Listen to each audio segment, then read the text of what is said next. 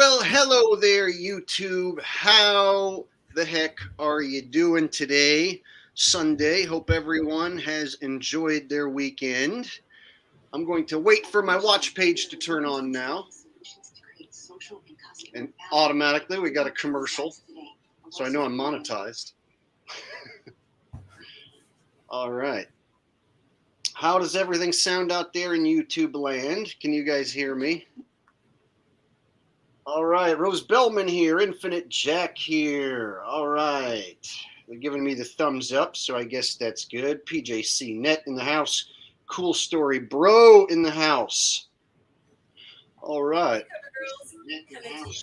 Sounds good on my end. All right. So, I also have, of course, my partner in crime here, Shay. Hi. Hello, everyone. All right. So, should we just get started?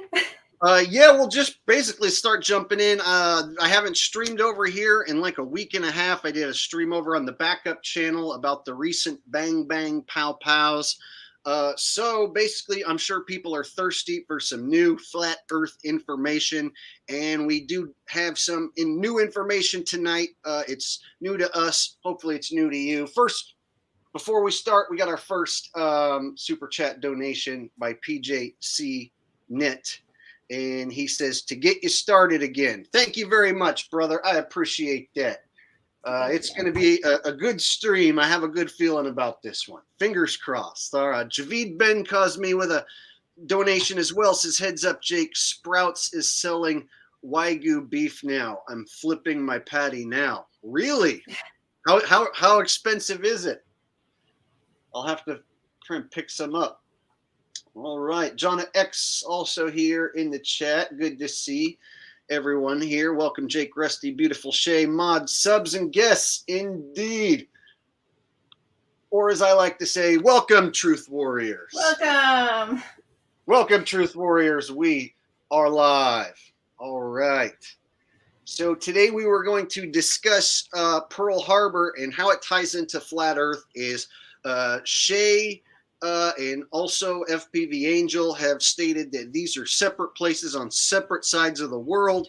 You can't just go across the Pacific Ocean and get to the east by heading west, and you can't get to the west by going across the Pacific Ocean, so heading east. So anyway, so a lot of people will bring up the attack on Pearl Harbor. That's a question we have gotten a lot of, and Shay did some deep diving into Pearl Harbor. And before we even start, let's just begin by calling it what it is. It's a supposed attack against America. And if you look into more recent supposed attacks against America, there's definitely some shenanigans. Like, do you remember that more recent attack against America when those supposed airplanes supposedly flew into them supposed buildings? Mm-hmm. Exactly. So when you look at that attack, whenever it involves attacking America, you have to take this instance with a grain of salt. And it's not just recent events. You go back to, 1940, we're going to be talking about basically a long time ago. The shenanigans were alive and well back then. So, Shay, without further ado, I'm going to go ahead and set the scene for you here. Yes. All right. There you go. So, we're just going to start with a quote here. The truth is like a lion. You don't have to defend it. Let it loose and it will defend itself. So, let's show this clip. All right. So, you want to start off with the video clip? Yep, let's start off with this video clip. Okay, gotcha. We're going to watch some official attack footage on Pearl Harbor. All right, guys? This is the official, real deal footage. Allegedly. Pretty amazing. All right. And it's in black and white, of course. Away we go.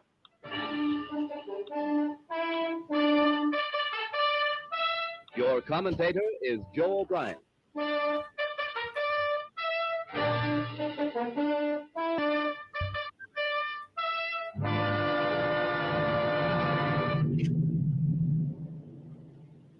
Here is the motion picture record released by the United States Navy of the havoc wrought by the Japs' sneak sky and sea raid on Pearl Harbor, America's mid-Pacific naval bastion.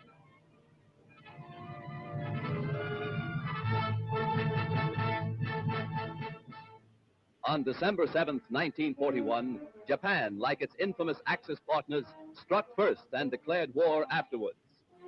Costly to our Navy was the loss of war vessels, airplanes, and equipment, but more costly to Japan was the effectiveness of its foul attack in immediately unifying America in its determination to fight and win the war thrust upon it, and to win the peace that will follow. The Japs copied their German masters in striking hard at airfields. Hickam Field, northwest of Honolulu, and the Ford Island Naval Plane Base were the first objectives of Japan's treachery. Scores of planes were bruised and battered by the Japs' aerial bombs. Many of these were demolished beyond repair. Direct hits were scored on hangars, and these were badly shattered. Equipment and airplanes. There you go. I am Kiros. They had camos ready. Grim and positive evidence of Jap treachery. Here, foul blows were struck, while Jap diplomats were talking peace in Washington. America lost 3 destroyers. Here are seen the United States destroyers Downs and Shaw as they rest on the bottom of Pearl Harbor with decks awash after Jap bombers make direct hits on their decks. First to feel the sting of Japanese steel are the USS Oklahoma and Utah, the latter a 33-year-old target ship. Accurate hits by the enemy bombers make short work of these 2 naval bulwarks. Now, with their keels practically out of water, they lie helpless wrecks and a sad reminder of cowardly strategy. To make possible a surprise attack within Pearl Harbor, the Japs built 2-man submarines to enable them to fire sneak blows within waters that are narrow and tortuous. Several of these surprise weapons were blown from the water by direct hits of our naval gunners. Others were beached and captured. While sky and sea fire was still raging, salvage crews inspected our naval craft to estimate what may be saved. Before the din of bursting bombs had been silenced, preparations were underway to salvage these 2 warships. At low tide, the huge propeller of the Oklahoma, stilled by the enemy, was high above water. It is believed that the small 2-man Jap submarines carrying dual torpedo tubes were responsible for these 2 losses to our Pacific fleet.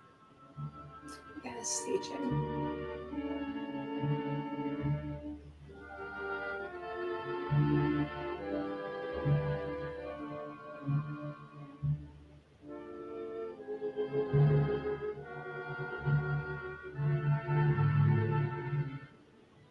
Here is the actual bombing of the mighty USS Arizona by Jap planes. These pictures were made by a fearless cameraman who thought nothing of his personal safety to make possible this record for all posterity. A single lucky hit was responsible for the disaster that befell the Arizona when a Jap bomb falling directly through one of the battleship's funnels exploded in the engine room and set ablaze tons of fuel oil. Dense black smoke billowed to the sky as the massive control tower began to keel over. The Arizona's courageous crew stuck to its guns until the very end. Here was displayed heroism that will live forever in the glorious annals and traditions of the American Navy. Heroes.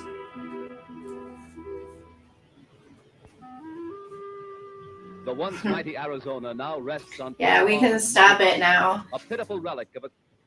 And let's talk about this video, shall we? So what were cameras like back then? And they just happened to be standing at the perfect place to get this footage. They said, they said that this brave individual, didn't care about their own life. So you basically have to think that some guy with an old school camera in 1940 is seeing the Japanese come in and attack the harbor, and he's like, "Oh, cool. Wasn't like we had cell phones back then. I'm gonna put this on. I'm gonna get this picked up and put on TV, man. They're gonna think I'm such a hero." Yeah. Yeah. So even back then in 1940.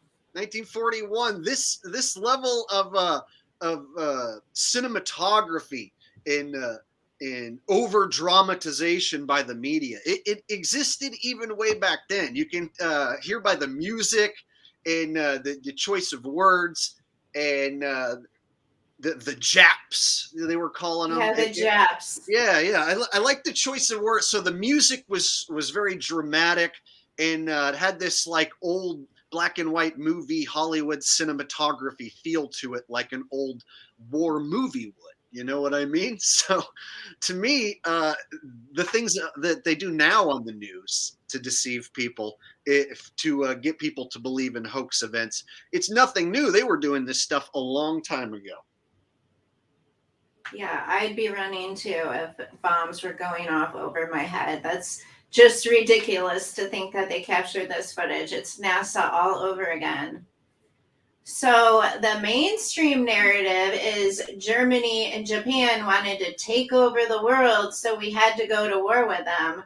And mainstream headlines read something like, on December 7th, 1941, the Japanese military launched a surprise attack on the United States naval base at Pearl Harbor. But there's also a mainstream conspiracy narrative, which was America provoked Japan, US waging economic warfare, and Japan was forced to attack Pearl Harbor. And then we had books come out like Day of Deceit that was written about Pearl Harbor, and it claims that Roosevelt knew about the attack on Pearl Harbor but didn't warn our military because he wanted to enter World War II.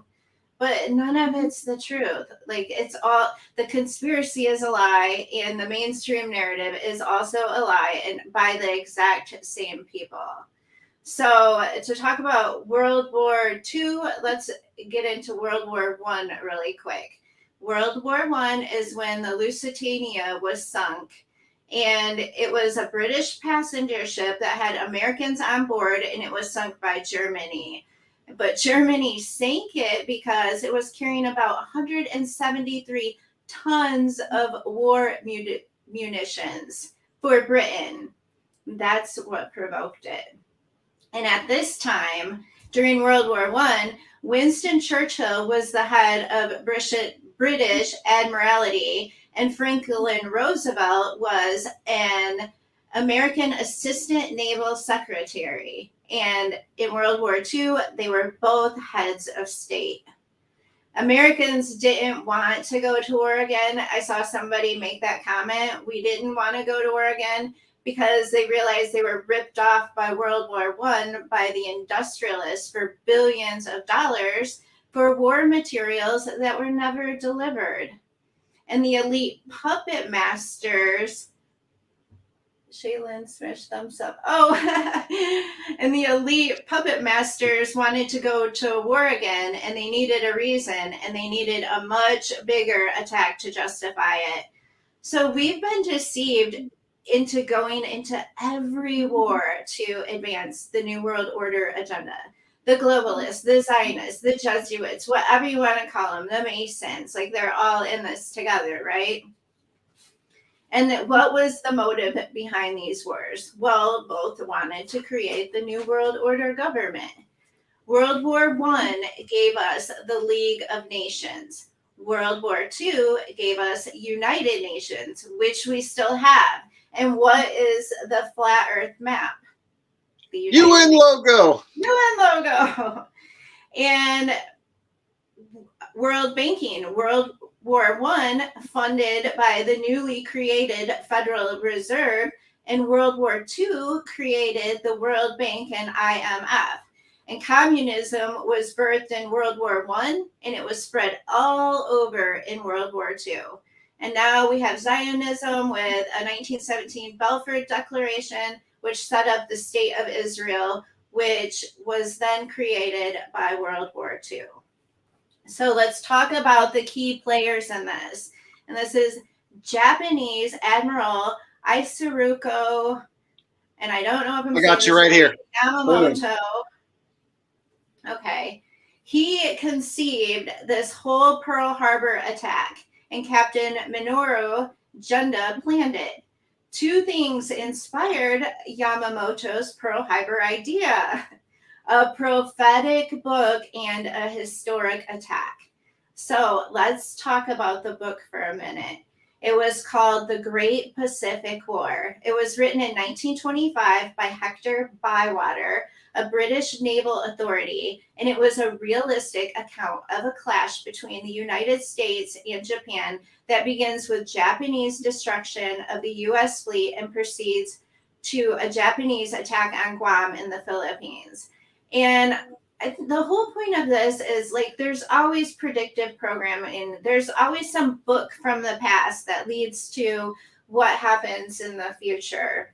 And then point out real quick, because my favorite part about this Yamamoto is where he attended school for college. Yeah, he studied at Harvard University. Exact same place Franklin Roosevelt studied.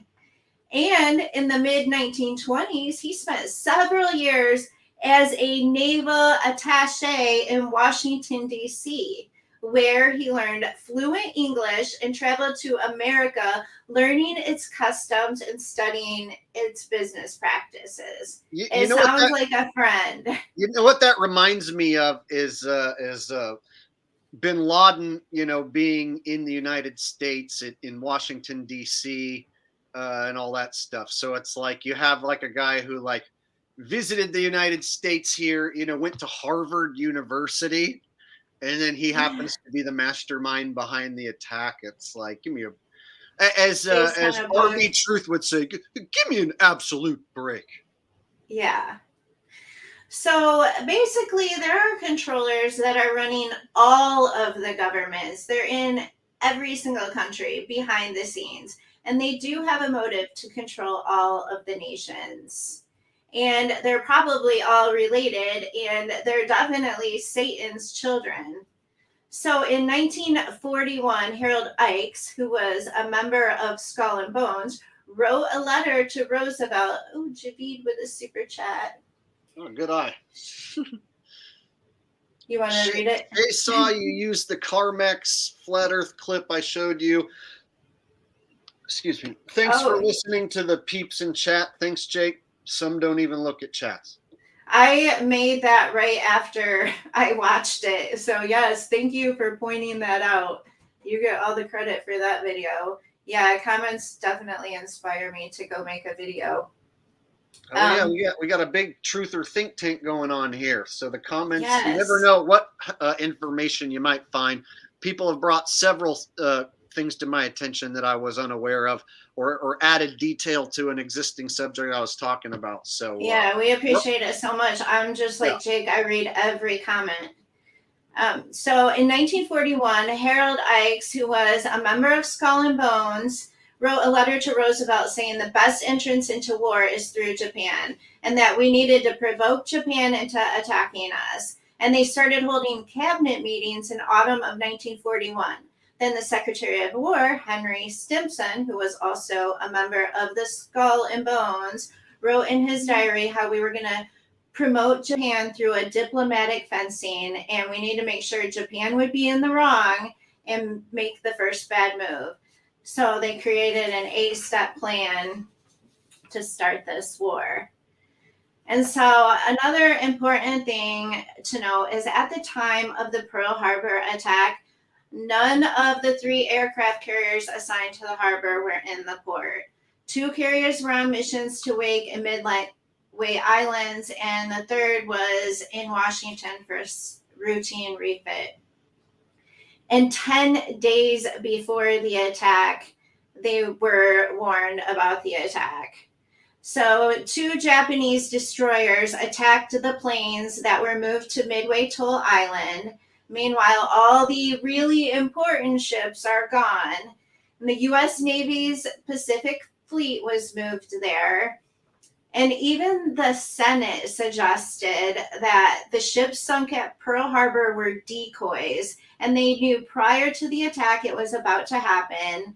And the new most expensive aircraft carrier ships and destroyers were sent away from Pearl Harbor. So the ones that were sunk were mostly old relics from World War One. And then I found it really interesting that like the response to Pearl Harbor, and that was the Flying Tigers. Like, do any of you know about the Flying Tigers?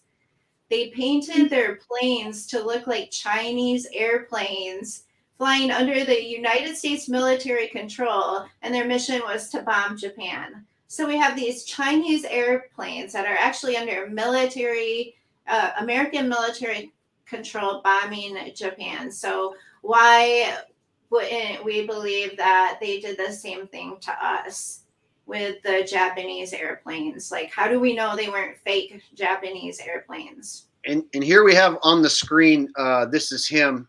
And as you can see, it says spent several years in the U.S., studied at Harvard University, naval attaché in Washington, D.C. Harvard, Washington, D.C., speaks fluent English. Like, come on, like this is a guy probably that related to the Queen. Like, oh, now I got all this information so I can lead this attack. Yeah, I like how there's instances like this, even later down the line. This kind of like I said, it's like similar to like Bin Laden coming over to the United States and hanging out where Washington, D.C., right? Exactly. So the area of Pearl Harbor and Midway Atoll are restricted. People can't go there and people can't dive there. So obviously they're hiding some secrets.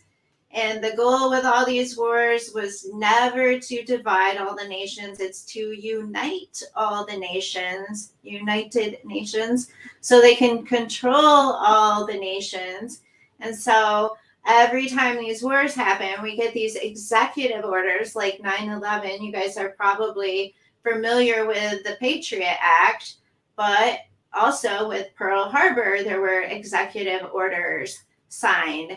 And Roosevelt created the OWI, which is the Office of War Information, where he started controlling every single radio station, media, all the information. He hired somebody from CBS to run it, and everything was headed under the Bureau of Intelligence Psychological Warfare Branch. So the entire narrative about the war was all propaganda to create a hive mind mentality, so you guys would all believe these mainstream narratives. Got a super chat coming in from Javid. Says the supposed hijackers with box cutters trained in a private airport near where I live in South Florida, Broward County, North Perry Airport. Yeah, see, there's a lot of parallels with that attack, supposed attack. So anytime, me and Shay were talking about this before we went live, anytime there's a supposed attack on America, you have to figure there's some shenanigans. Because if you look at how strong the American military is, and then with Canada to the north and Mexico to the south as our allies, natural barriers like oceans on both sides, it's not an easy country to attack in any sort of fashion. And then when you add the fact that all the major militaries are in on it together, pretending to be enemies, just so they can have these wars where the final outcome is putting the New World Order one step closer to global domination, or not global, excuse me, to world domination. Shouldn't use the global word. That's it's a bad word. Like a bad word in my book. All right. So if you research the OWI, they did some really messed up things to the population. Like they created a radio show pretending to be under Nazi occupation. They created propaganda to demoralize the Japanese, and they basically admitted that they are lying to people to create psychological warfare that is even more powerful than actual weapons. So everyone that cooperated with their war narrative, they get promoted, and people that don't cooperate, they'll stay exactly where they are in life or get fired. Good stuff, Shay. You came with a ton of information. When we practiced, you only like told me like a little bit of that stuff. So you just told me like some stuff like I'm like, damn, that's some good stuff, Shay. I appreciate Thank that. you. So guys, give Shay a hand for breaking down this deep dive into Pearl Harbor. You know, she took it upon herself to do this research, and she dug up some stuff that I was unaware of. You know, I'll admit I haven't went and combed over that subject, you know, and Thank you. searched all the evidence. So she came back with like, look at this, and this guy went to Harvard. Check this out. I was like, oh shit, we got it. On this next stream, you're totally going to present that. Well, and we can take a moment. I think I've got another super chat coming in from Javid. It says, Jake, you got global entry when you travel international. LOL. I don't get it. But thank you for the donation, buddy. So, and I guess the most important thing that I want all of you guys to take away from this is even the conspiracies are information that is controlled. They play both sides of the fence. So yes. People like Alex Jones, David Icke, Eric Dubé, Rob Skiba. Just like that back then in the 40s, they have to have a couple different stories to control the narrative, to where if you don't buy the mainstream narrative, they have a conspiracy theory to sweep you under the rug. Here, let me pull up all the propaganda, and we could talk about that for a minute. Yeah.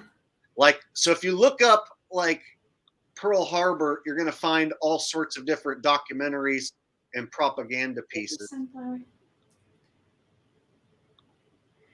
Yeah, and the flat Earth information that they're using the same controlled information from 100 years ago with the exact same map.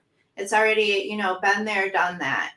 So check it out. So Pearl Harbor, of course, you have the movie with Ben Affleck, of course. So you have a Hollywood so that production. Makes it true. And they're always going to glorify the United States side. Like you always see this in any movie that the United States is involved in a war.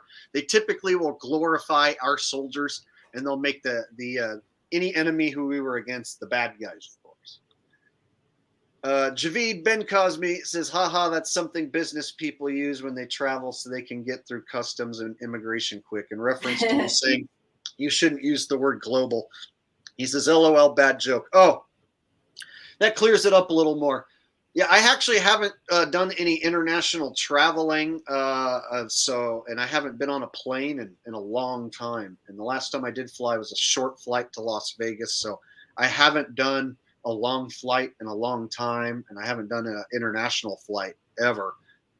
So only country I've been to is Mexico, so outside of the United States. So I really don't know all the customs and stuff that you have to go through, really. Anyway, let me get back on track. So if you look up Pearl Harbor, this is what you get. Is like lots of different mainstream narrative documentaries. Tons. And so this is like a similar thing. Like if we were to look up a September 11th, you're going to find a Hollywood redo of the plane going down. You're going to find documentaries which control the narrative.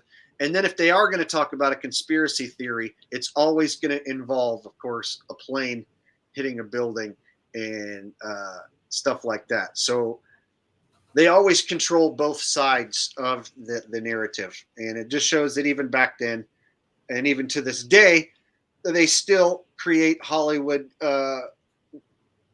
hit piece documentaries, basically, to gatekeep the narrative that these attacks are real. Yes, they put out the conspiracies, and then people will pick up on them and share them on YouTube without even really digging into it.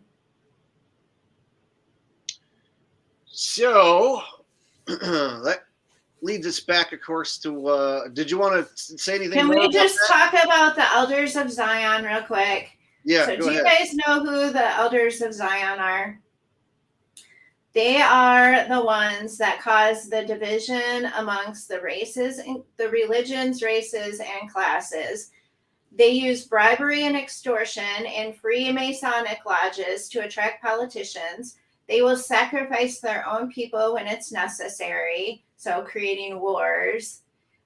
They are controlling our education system to spread deception and destroy intellect. Yes, the protocols of the learned elders of Zion. We're highlighting this to see where this is all coming from. They rewrite history to their benefit. They created the entertainment industries for distractions and to corrupt young minds with filth and perversion. Like, should we talk about Justin Bieber's face? Hold on. Don't use the V word. I won't. If you talk about No. Bieber, don't use the V word causing anything. Yeah, okay? yeah. And we got a super chat donation from Jonna X. Glad you're here, Jonna X. She says, great information and research. They encourage people to spy on one another. They keep the masses in poverty and perpetual labor. They desire possession of all the true wealth, property, and gold to manipulate the market to cause a depression. And I want you guys to think about some of the truthers who promote like Bitcoin, $49.99 top-notch research. We appreciate. Oh, thank you, Christopher. So digital money is not the same as real gold. Like if you are investing in money that is pixelated, you really need to think about what you're doing. You should be buying gold and silver and assets, not putting your money in digital currency. Speaking of currency, this one came in over on your channel, Shay. So that super chat is from Chris to you. It shows up here in my stream because we're both streaming to the channels. But thank you. That's going to your YouTube account. That one is from Chris Money to you for your research. So thank you so much, Christopher. I appreciate that. So basically, they want to corrupt our governments so much that we will accept their king, and they'll give us someone from the lineage of David and force the world to bow down and worship him. Yeah, I wanted to get all that out. But let's talk about that flight, that crazy flight that you found. Well, okay, so we'll transition this into flat Earth stuff. So people are like, okay, cool, Pearl Harbor, probably false flag, inside job, what have you. So how does that tie into the flat Earth? Yeah. Well, so Shay believes that Hawaii is in the west and Japan is in the east. And so it's like a mental barrier to make you think that they're right next to each other across the Pacific Ocean, and that Japan can just sneak up and attack Hawaii like that. And it's also, a way to put on a phony war and trick us all into believing that, we're enemies with a country when perhaps our military and that military are friends behind the scenes, like with everybody that we're supposedly enemies with. When you start looking at it as far as countries working together to accomplish the same goal, which is the New World Order, and then even beyond that to keep us barnyarded in to a section of the map. And so it is basically Shay's belief, FPV Angel's belief, and I'm finding more information that perhaps we are barnyarded into an area, and that is the main reason why they wrapped us into a globe, is because they want you to think no matter which direction you go, you're going to come right back to where you start. Yeah. And so that actually is the whole reason for the flat Earth deception, and wrapping the Earth into a globe could literally be to just keep you with a mental barrier, barnyarded into this rectangular portion. Only looking at these land masses, which they give you, in the maps, which they also give you. And then when they wheel out the AE map, the fake flat Earth map, that's there, of course, to gatekeep you, just in case you have this notion that the Earth is flat and not a spinning ball. They have a cast of characters to gatekeep you.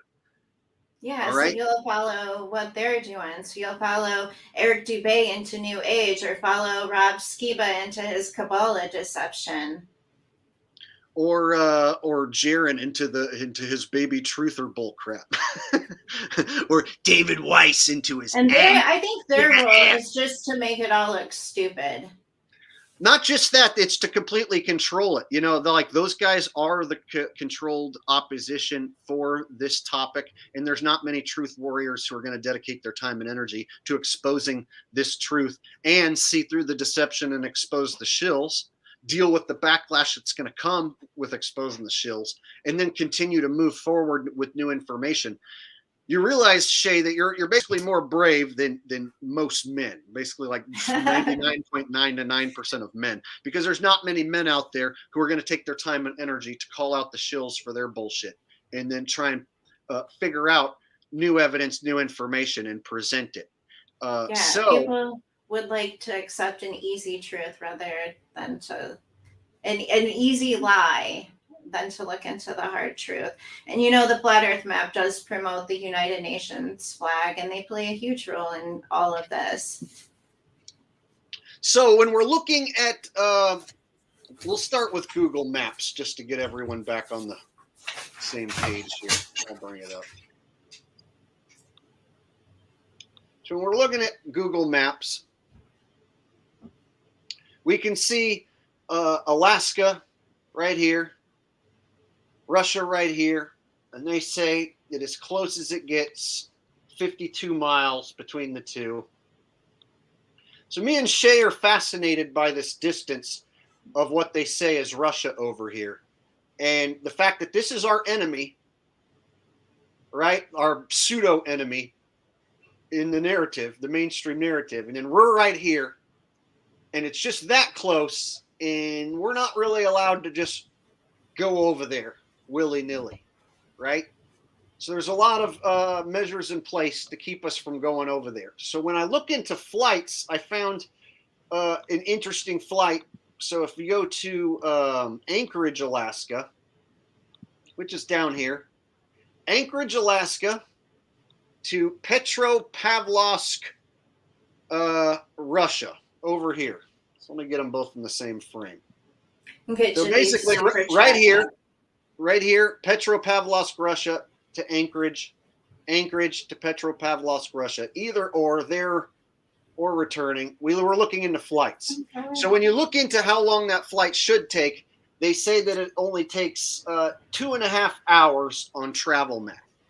But if you actually try and look up a flight between those two places, you find something completely different. You definitely don't find a 2.5 hour flight. Javid here with a donation says, get the app. What you guys think of the Limitless channel and Awake Souls on Baby Truther show and the debate with them and Red's rhetoric on Non Sequitur? Limitless channel and Awake Souls are a couple of homo shills who basically muddy the waters and try and insert themselves. Whenever anyone starts debunking the AE map, these guys will get involved and say that they were the first ones to do it and they have the map that works. Well, let me tell you something. They aren't talking about the date line, and they have they have Alaska and Russia right next to each other. And they say if you go in one side of the map, that you come out the other side. They say if you go into the north, that you pop out in the south. So they say you go in this corner down here, you're going to pop out in this corner up here. So basically, they say that you morph and Pac-Man in and out of the map. And they have I'm going to actually do a future debunk of their map soon, because these guys told a lot of lies about me. These guys went as far as to say that I hang out with the shills at the Baby Truther show and that I'm friends with those shills and that I know Kelsey Kerwin from the Baby Truther show and that I've met Kelsey Kerwin. And so then after I exposed the Baby Truther show, bent them all over my knee and spanked them, Limitless Channel and Awake Souls went on the Baby Truther show and presented their stupid map and basically got kicked off that show. So they called me a shill and said that I hang out with shills. And then they went and hung out with the shills that they said I hung out with. So yeah, those two guys have a bunk map, and me and Shay will be taking apart that map in the future. Shay, it's a ridiculous map. I think I showed it to you once. Yeah, they have Antarctica split in half on both sides of the screen, and they say that you can walk in one side and pop out the other. I was telling Jake earlier, I don't know what made me the saddest when I found out that everyone in Hollywood sold their souls to the devil, or when I found out that pretty much every truther that I followed and shared their information was a shill, because I pretty much every single one of them, and it was so sad. Total shill fest. Yes, Sunflower. And All hi, right. by the way. So this is what I want to show you guys today. Anchorage, Alaska, right here. Petropavlovsk, Russia, over here on this peninsula that sticks out. And if you go to one website, it'll tell you that that's just a 2.5 hour flight. So then if you actually try and look up that flight, let me show you what you find. And this is something that makes Shay smile big, of course. It was so funny. When you see this flight. All right, there we go. So here it is on the screen. Let me go ahead and read it out for you, the itinerary. Anchorage, Alaska to Petropavlovsk, Kamchatsky, Russia. So the plane departs from Anchorage International, and it goes 9.5 hours to Frankfurt Airport in France. So your very first leg goes east. It doesn't go the quick way. 9.5 hours goes to France. Once you're in France, there's an 1.5 hour layover, and then you take a 7-hour, 10-minute flight from France to Almaty International Airport, which is in Kazakhstan. And then there you're going to have an 8-hour, 55-minute layover. So a 9-hour layover in Kazakhstan. And then you're going to get on a 55-minute flight and fly from Kazakhstan to Manas International Airport, which I had to look up is in Kyrgyzstan, which I didn't know was a place. You're going to fly from Kazakhstan to Kyrgyzstan in an hour, and then you're going to hang out for 4.5 hours in a layover in Kyrgyzstan. Then you're going to get on a flight from Kyrgyzstan, 2 hours, 25 minutes to Novosibirsk, Russia. And then you're going to have a 5-hour and 10-minute layover.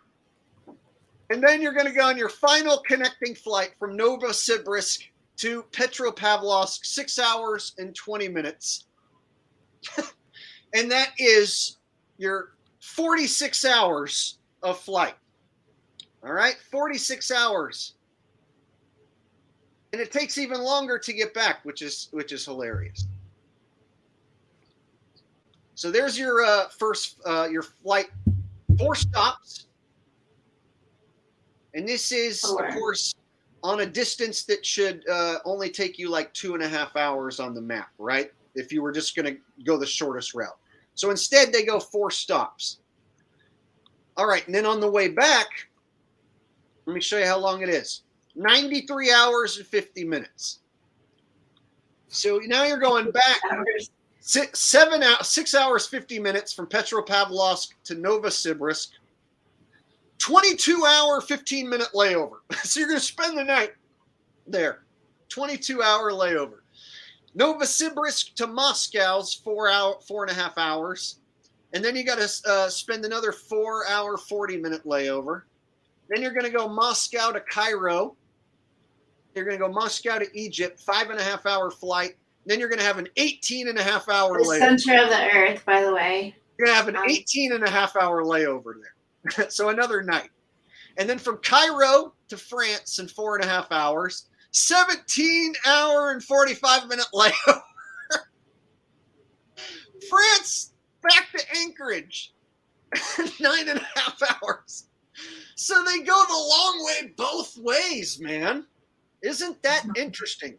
So let me go ahead and show you what this would look like on an AE map. So let me stop that, and I'm going to show you what this would look like on the AE map.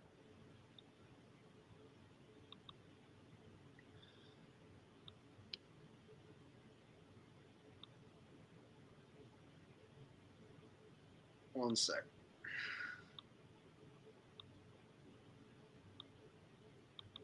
Seems like pilots would know. Here's the route on the AE map. Right? Not quite a line. how, yeah, look at the Not beginning quite. and the end and make it make sense if that map is correct. So here's the deal: is like Anchorage is right here, and Petropavlovsk is right here. So this is the short route, which Travel Math says this is 2.5 hours. So they're going 46 hours this way, and then 96 hours or whatever it was back this way, making you have so many layovers, so many stops. This is basically, let me tell you what this is like. This is like the equivalent of thinking, okay, I'm going to go to my neighbor's house over here to the left. And so I'm going to walk around the block to the right. I'm going to walk all the way around the block, to go to my next door neighbor's house, right? Would you walk around the block to go to your next door neighbor's house, Shay? No, I would not. And so I know people are going to say, well, not that many people want to go from Anchorage to Petropavlovsk, so they went all the way around and picked up all those people.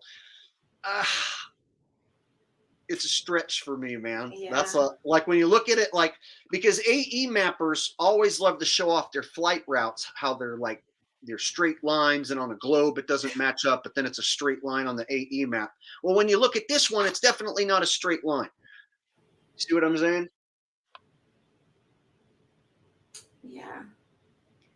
So that's your big long flight from Anchorage to Petropavlovsk. So can we show them the map, this one with the sizes? Yeah. Good idea, Shay. We'll get to that. But first, we have a beginner question. Oh, you know what? I think you missed some super chats. Can you? Did I? Okay, yeah. I sometimes miss super chats, and then we'll get to this guy's beginner question here. What's on the other side? Yeah. We'll get to that in a second. I hate when I miss super chats. Yes. All right. Javid says lots of stands. I don't know what he's. Lots of stops. He meant go up a little bit more. There's another one from him.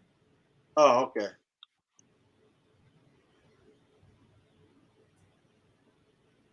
Oh, my bad. Thought they were on your side since they are non-AE mappers. That was talking about the guys. He said we should go on their shows earlier. Oh, yeah. Awake Souls and Limitless channel say that they're basically sent by God. They're God's chosen ones, and they called me a shill. They said I'm a devil worshiping Satanist shill. They told their audience that I hang out with the Baby Truther Show crew and that I've met Kelsey Kerwin.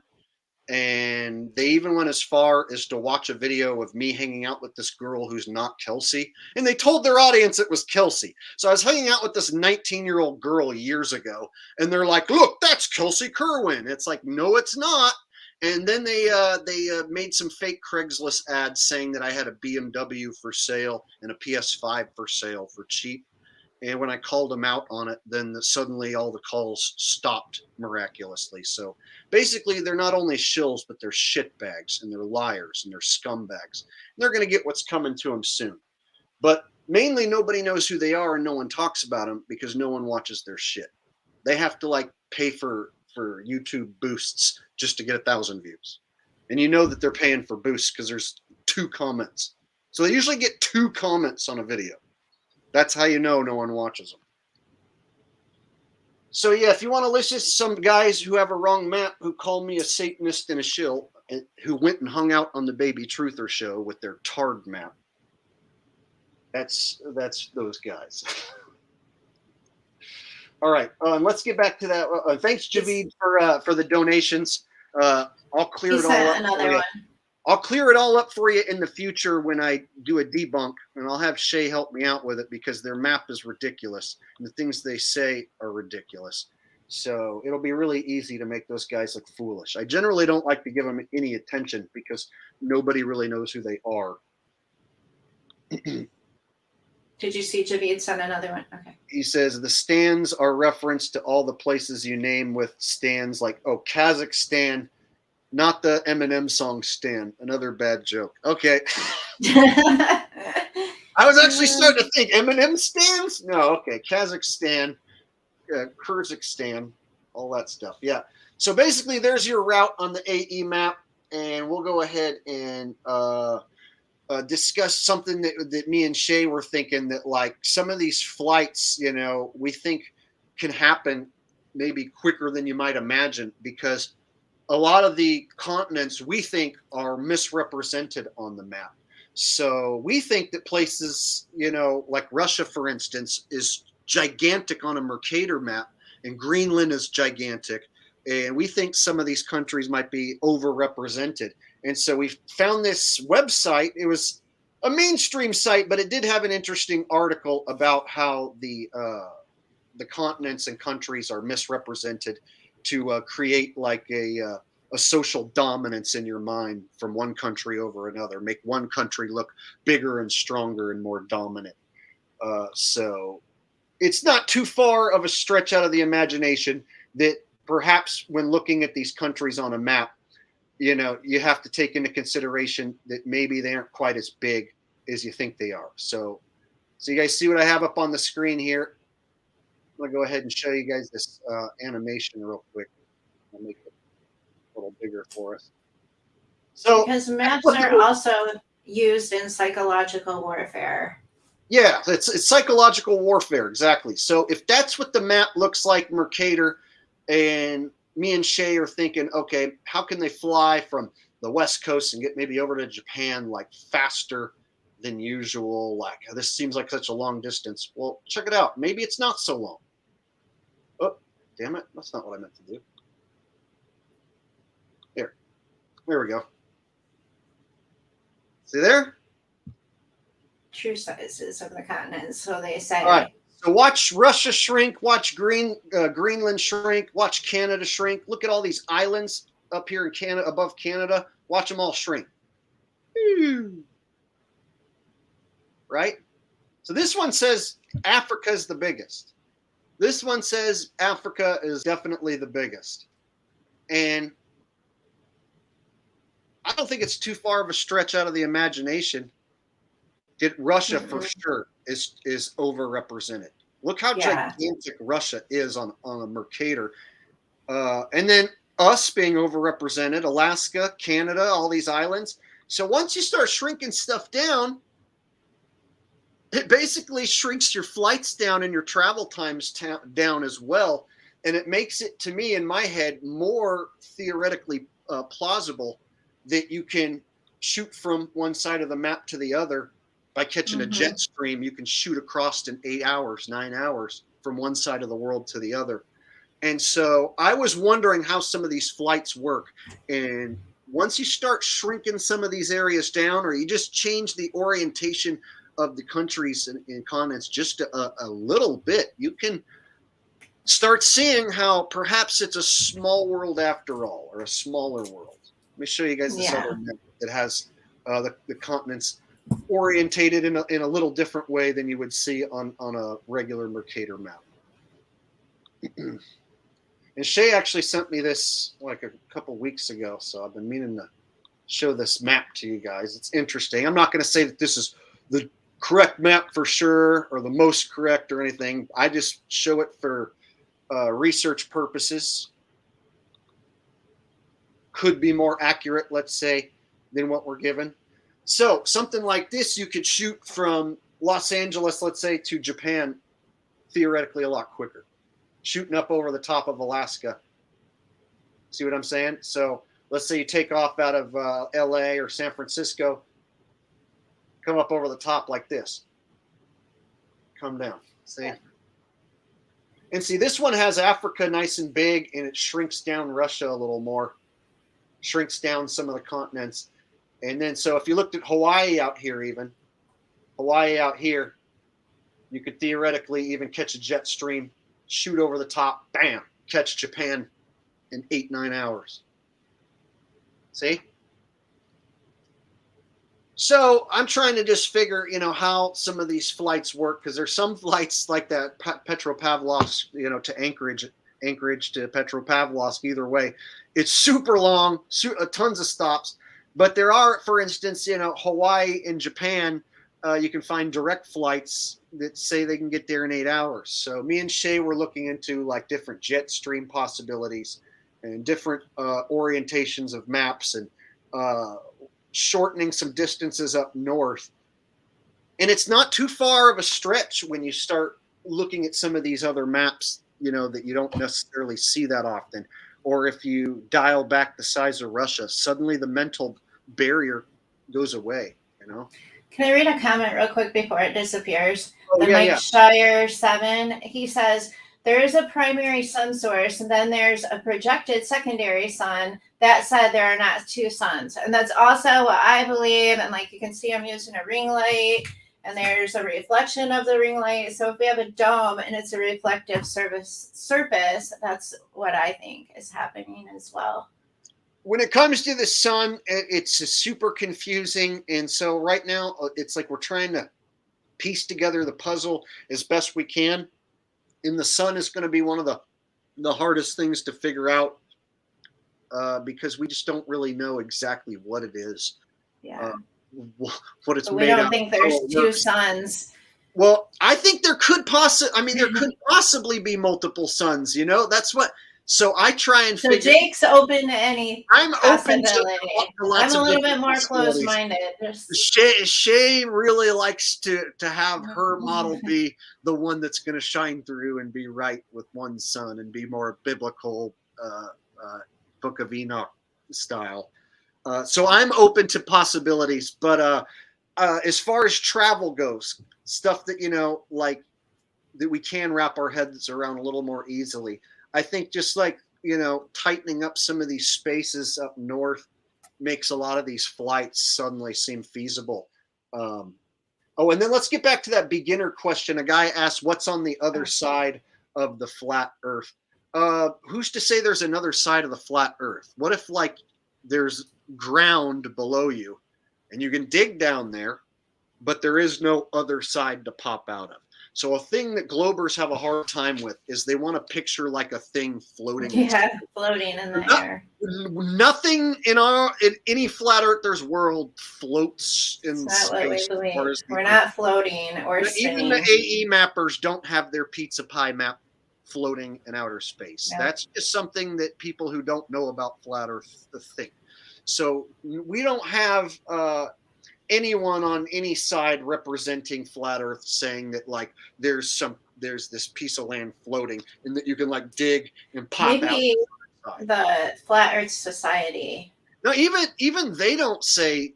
I think that like the stupidest thing I heard is that the Earth goes upward to account for gravity from the Flat Earth Society. That's one of the stupidest things I ever heard. Which again, I've never met an actual flat earther who believes that. So we all say, no matter what flat earther you talk to, that it's flat and stationary, that the Earth doesn't move, and that there is no other side. So you might be able to find like hollow areas of the Earth, underground caves, and the elites might have underground bunkers that are gigantic, and you know they might do a lot of nefarious stuff down there that they're able to keep away from us, to where you have to have special passes and clearances to make it down to their low levels. So it would behoove the elites to dig deep and then have prisons and cloning centers and all sorts of nefarious things happen underground, because they could make you go through a lot of different clearance in order to get in there. And they could also keep it a secret from the people up above a lot easier. So you definitely have to consider that they have dug down farther than they tell us. They tell us they've only dug down 8 miles and then they reached an impenetrable barrier.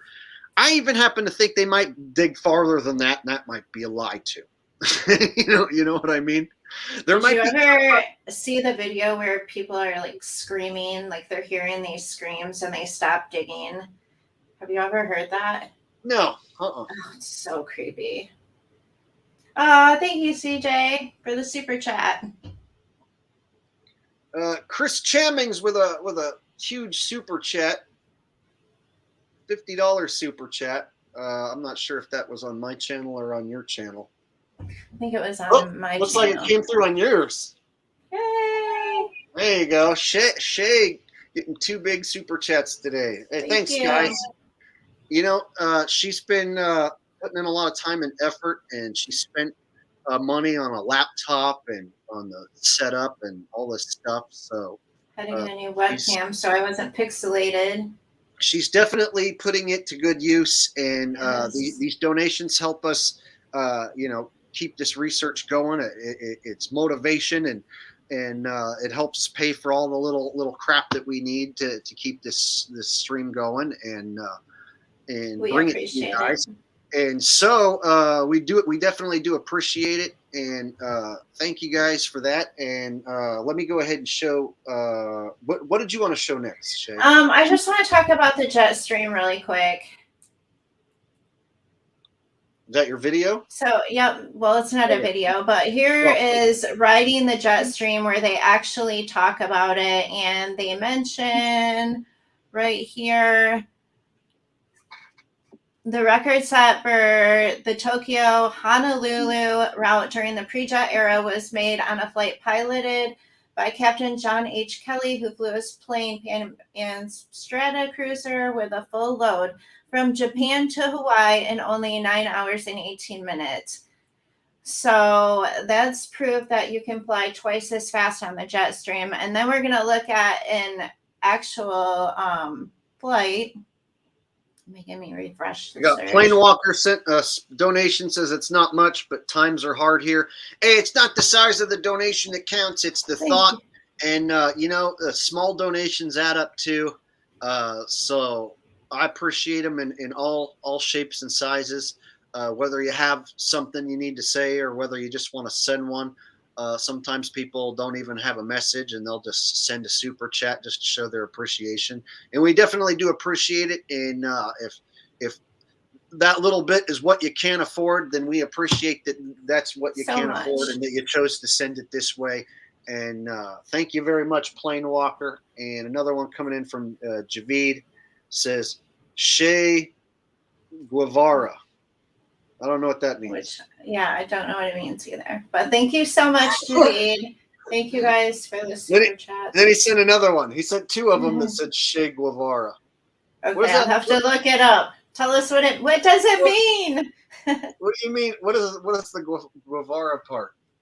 So here's an example of a flight that doesn't take the jet stream and it stops in San Francisco. So if you're going from Hawaii to Japan, why would you go to San Francisco? Whoa. Are you saying this flight goes from Hawaii to San Francisco and then goes to Japan? Yes. Show people on the map behind you real fast, real quick, like just show people. So if it's going from here, and then to here, so it's going that way. Yeah, show them like what they say that they're doing on the flight on the globe. See what I'm saying? Show them show them how. So this way. They're gonna go from Hawaii to San Francisco. Oh yeah, it's a little pixely, but they'll get it. So put your finger on Hawaii. So they're gonna go right there to San Francisco, and then they're gonna cut back across the ocean back to Japan. No. Yeah. Like, are they gonna go here to here, back to there? Yeah. Is that what? Yeah. That's what most people would think. If you're on a globe, or if you think they're flying across. So my thing is, that doesn't make sense. You would of course start in San Francisco, and then pit stop in Hawaii, pick up those people, and then go to Japan.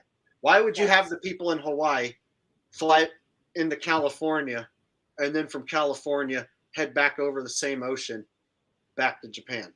Yeah, why would you do that? So Shay found this flight. Yeah, so that's very confusing that they would even have that flight up there. But it actually makes more sense that they would get to San Francisco and then take that route over the top. Yeah. So some of these routes, when you look it up, they don't all add up. They don't all make sense. And not only are they trying to keep that globe deception going with the flight data, the international date line is also an issue, to where they have to have the controlled AE mappers never really bring it up. So I find it fascinating how after all these years, you don't really hear the AE mappers ever bring up the dateline issues and these anomalies.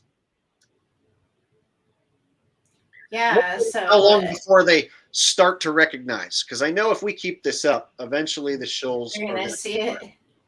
Yeah, I'm surprised they've kept quiet for as long as they have. I expected I like am too. I expected I'm not- RV Truth to be like, you guys, she's a fake flat earther. Okay, the Bible says that it's round with a dome over the top. He's wrong. Okay, I don't think he wants to come anywhere near it because he doesn't know jack shit about flat Earth really, and so I don't think he really wants to try and take us on at this point. Plus, I've already exposed his name and his face, so I don't mind doing that again. Javid says famous Che Guevara is Cuba dictator Fidel Castro executioner in Cuba, communist actors. You guys got same first name. Sorry, another bad joke. Ah, Great, just great. well, thanks for clearing it up, though, Javid. Yeah. Thank you for the donation. Thank you for the Thank bad you. joke. We'll put up with your bad jokes as long as you're donating, bro. Yeah. Yeah, so basically we have controllers, the globalist Zionists, whatever you want to call them, controlling both narratives, the truth, the fake truth, and the mainstream narratives. And a lot of conspiracies are being repeated without being researched. There's a couple of really well edited videos on the flat earth right now, and they use the fake map. So the flat earth is gaining popularity again, but what does it lead It's people getting to? a resurgence. I noticed recently. They had a documentary released, The Next Level, produced Yeah, by I think that's it. the Hibbler Productions, but Yes. starring ODD and David Okay, Weiss. okay. That's not the one I'm talking about then. So So it's one the of them. recent documentary that they released, of course, is another AE Map Shill documentary, and there's definitely it looks like a bit of a resurgence, not quite like it was in 2015 and 16, where it was more of an explosion of flat Earth, but it's looking like more of a resurgence. But the good news is, Shay, people are more open to this topic now, like they were not open to in 2017. So enough time has went by that people have seen through the shilliness and shenanigans of the controlled opposition to where they're ready to listen to what we have to say and have open ears without being mad at us for shooting down the circle map. Whereas, like Yeah. when I first told people the circle map was wrong, there was such a strong backlash. So now that we've gotten through that and years have went by, and you've seen these shills, And we both never stopped, even despite the backlash. Neither one of us ever stopped talking about it. So now we have people more open-minded to the topic, and I think that we can actually have a breakthrough, and the topic can finally pick up some steam again. And I think these shills are going to fall by the wayside. The more popular we get this subject going, and if this turns out to be true, that it's more like a rectangle barnyard like we think it is, then that information is going to destroy the shills and their position and their maps. And it's going to destroy the globe and the concave at the same time. So I think in the future, the stronger case that you build, it's only going to strengthen your position, and the shills are going to be on the other side with a weakening position. Yeah, you see what I'm saying? Shills controlling us. All right, Javid says ODD got fat in the movie. Yeah, see, ODD fell off the map, pun intended. Makes me wonder if he got into legal trouble or something, because he didn't do anything for like a year, and then he came back to do a live stream for like 4 or 5 weeks with Dave Weiss and Hibbler, and then that just ended. And so last I checked his channel, he hasn't posted anything or done jack shit. And another thing, he never does anything like this, never goes live and has just like a regular stream where he talks to his audience like people. It's always like him and guests putting on some sort of front. So the shills are more easier to see through now than ever. I expose the living shit out of them. I have plenty of exposed videos I can show anyone if you want to figure out who these people are. And the important thing is, if you look at who's progressing the research with the topic. It's definitely not them. And so, you listen to like what Shay did here. You're not going to see any of the losers like that Jaron had on his Baby Truther show ever, explain anything like that on their shill show. Yep.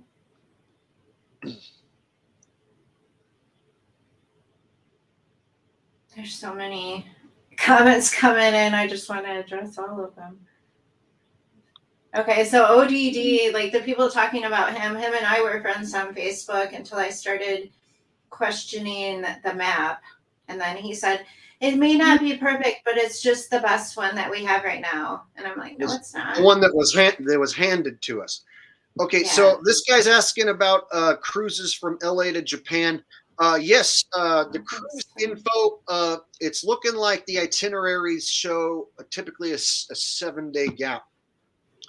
So there's a 7-day gap where they're at sea. When they go from LA to Japan, Japan to LA, there's always this gap of about 7 days where they're at sea. And so we think that's the time frame that they're taking. If they're going 24 hours a day, booking it as fast as they can go, that it takes them 7 full days traveling as fast as they can go, 24 hours a day. It takes them a good 7 days to get from around Alaska up over the top there. So basically, if you look behind Shay, and then you do what we did before with that one website, kind of shrink down the size of those northern continents, those countries up there, shrink them down a little bit, taking about 7 days. So let me pull it up on Google Maps, actually. Which also makes sense with the Pearl Harbor, because they knew 10 days, like they were traveling for 10 days when they attacked in their submarine. Let me pull up Google Map real quick.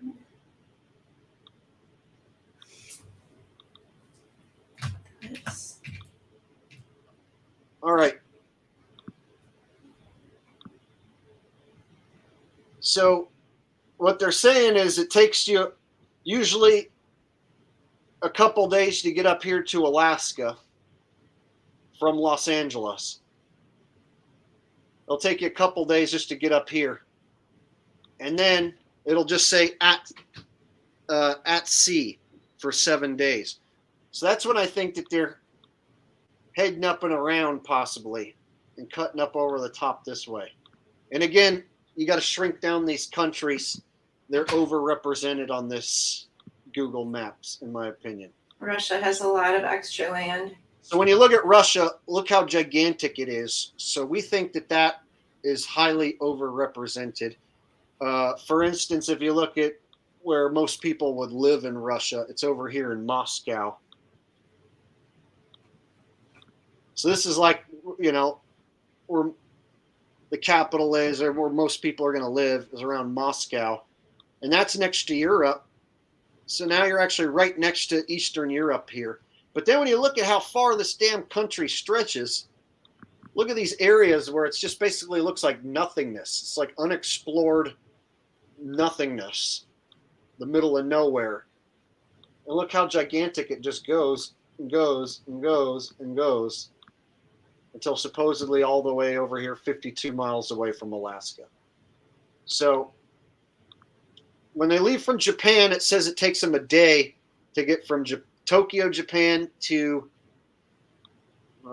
Petropavlovsk. So it takes them 24 hours, they say, to go this distance from Tokyo to Petropavlovsk. They say this is done in one day by boat up to here. Planewalker, Hawaii is not the most west island we can go to. I have that research somewhere. And then the cruise will show from Petropavlovsk that it'll head north and be at sea for 7 days before it shows up over here in Anchorage and then drops back down. So I was looking at some from Vancouver as well, and there's this gap of about 7 days. So when you check the itinerary, like for instance, the itinerary on the one from Vancouver, they got from Vancouver to Anchorage in a day, just sailing in 1 day. So when you look at that distance, Vancouver to Anchorage in a day, and then you think, okay, and then there's 7 days at sea, They get up over the top here in day 1. Over here maybe by day 2.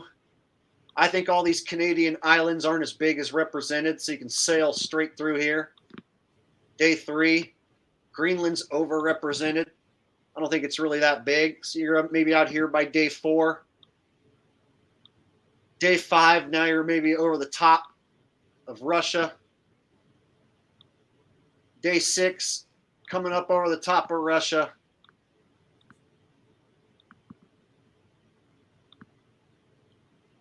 So I think that's how they're doing it, is they're going up over the top. Mm-hmm. Me too. And like I said, it looks like there's a lot of mental barriers when you look at this. You think, oh, your boat has to go through all these Canadian islands. And then look at Greenland, how it sticks way out like that down there. And then look how big, gigantic Russia is. But again, you know, when you scale these things back, it can be not nearly that big. So we'll go back and show you the one website that scales it back for you to put it in perspective. Show that one more time for anyone who might have missed it. Someone asked that question from earlier. If Japan is on the other side of the map from Hawaii, why is there? I just scrolled up. So check it out. So here again is the website that shrinks the size of the continents to what they say is a more correct size and proportion.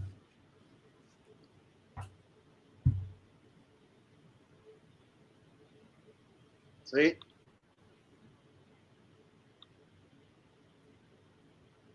So you have to assume that perhaps the maps we're looking at, countries are definitely overrepresented as psychological warfare to create an illusion of dominance, one country over another. And if Russia has shrunk down that much, and Greenland has shrunk down that much, and Canada and all those islands are shrunk down, suddenly, like I said, it's not so far of a stretch to think that they can sail across there over the top in 7 days. And by plane, about 8 hours. So by plane, catching a jet stream, the window is 8 hours. And by boat, it takes about 7 days of being at sea. Just gonna put up Well, it takes more than 7 days total, but there's always like a 7-day window I noticed on these cruises where it says that they're at sea. Sometimes more, 8 or 9 days even. And so it's in that window where it just says at sea on the itinerary, where you have to assume that's when they're making their move.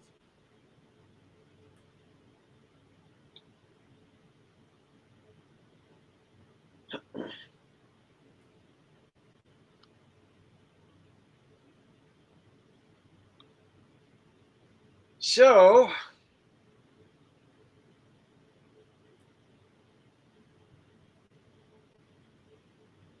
what are you reading, Shay? Oh, I was just sharing the link to my channel, which was taken forever. Yeah, definitely. If you want to check out Shay's content, make sure to subscribe to her channel there. She just posted a link right there in chat. So if you want to check out her channel, she posts content pretty regularly. So no, space does not exist as they say it does. Who asked that? Or teach it.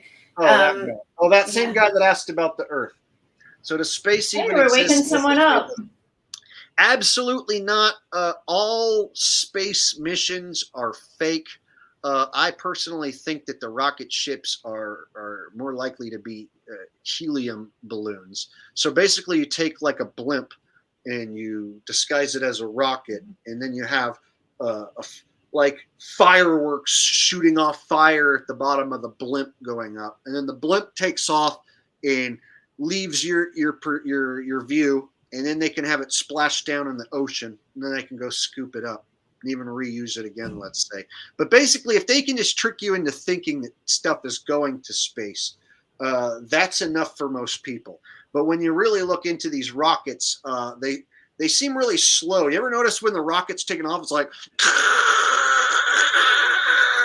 but if you ever go launch a model rocket, it's gone in 2 seconds. In 1.5 seconds, even less than that, it's like, pew! If you ever buy a model rocket set and then you launch a model rocket, it shoots so fast up in the sky that you can't see it anymore. And it happens fast. And so people will say, yeah, but that's a small little, model rocket and these are big. No. The speed, it would still be the same. If you're going to take off and go as fast as they say they're going, it should be like the rocket should leave the platform so damn fast. And instead, what does it do? It looks like a hot air balloon taking off with fire underneath. It's like a hot air balloon or a blimp that they just turned up right. You get what I mean? So I personally think that the rocket launches are either CGI, like a lot of these SpaceX ones are just straight up CGI, fake. And then the ones that are done for real, like real rocket launches, it's the rocket that's not legitimately going to space. It's just going up. It's leaving your view, turning sideways, coming back down. They'll even show it go up, turn sideways, and then come back down. And then they'll switch away and show a booster coming off. And so it's usually camera trickery that they use to create this illusion. And then if you really want to do your own investigation, just look into the fake moon landings. The moon landings are as fake as it gets. Look into the International Space Station. Watch International Space Station footage with a critical eye. These are people in a green screen in front of they're in a harness in front of a green screen. So the simplest ones to debunk are the International Space Station, the moon landings, Chinese space station. It's basically made for children. So if you can watch a movie and figure out that a movie's not real and use that same level of scrutiny when you watch a space mission footage, just ask yourself, could this be fake? Could they be using movie style special effects to trick us, the public? And once you just run any NASA footage through just the lightest bit of scrutiny, you'll see it's fake as funk. All right, Rose Bellman with a donation says, so there weren't any people on the rocket that blew up in 85 or 86. No, in fact, if you look into that one, all those people appear to be still alive. You can find all those people alive. They have twins. All those people apparently have a twin. And you can find the twins still alive. Some of them are even like professors at universities, which people have brought up, why doesn't one of us go confront them, ask them about it, which would be interesting, but I don't think it's quite as easy as you would think. So if you look into the Challenger explosion hoax, you'll find that you can locate most all of the Challenger members. And in some cases, they don't even change their name. It's like they had a twin who had the same name. It's funny how they have twins, and then on the International Space Station, Scott Kelly had a twin as well, Viking Jerk with a donation says, I love watching ISS bloopers. Yeah, if you go to here on YouTube and search ISS bloopers, you're going to have to scroll to find the right footage. But if you go to BitChute and look up the bloopers, on BitChute, you can still find them. But they hide a lot of space bloopers here on YouTube. So you got to do some digging. But on my channel, I have plenty of instances of me debunking the International Space Station. I have instances in my early content of debunking the moon landings. And so it's quite an easy subject. In fact, we can do a quick look at the lunar module real fast. Are you trying to show something right now, Shay, or no? Nope. Oh, you already showed that. Okay. Let me go ahead and bring up a picture of the lunar module real quick. Just this guy's still here and still paying attention. Hey, at least he found us and not the shills. At least you're going to get the truth about the flat earth.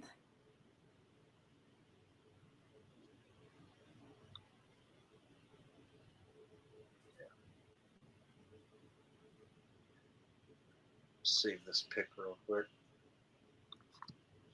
Satellites are in the ocean. You ever see all the wires and stuff in the ocean? That's why astronauts drown when they're trying to work on them.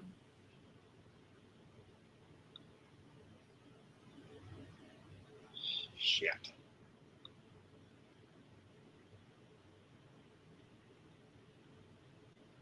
One sec, guys. You're seeing stars. Mars, Jupiter, Saturn, they're stars, not planets where people can live and function. They're stars, lights in the sky, named after gods.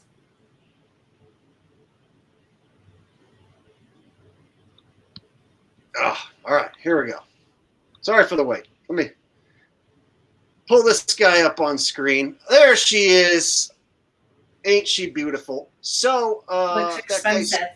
if that guy's still out there watching, who asked about, is space real or not? This is what they say. They landed on the moon in this lunar module detached from the main rocket, and that it landed on the moon. And if you take a look at it, you should notice that it looks a little funny.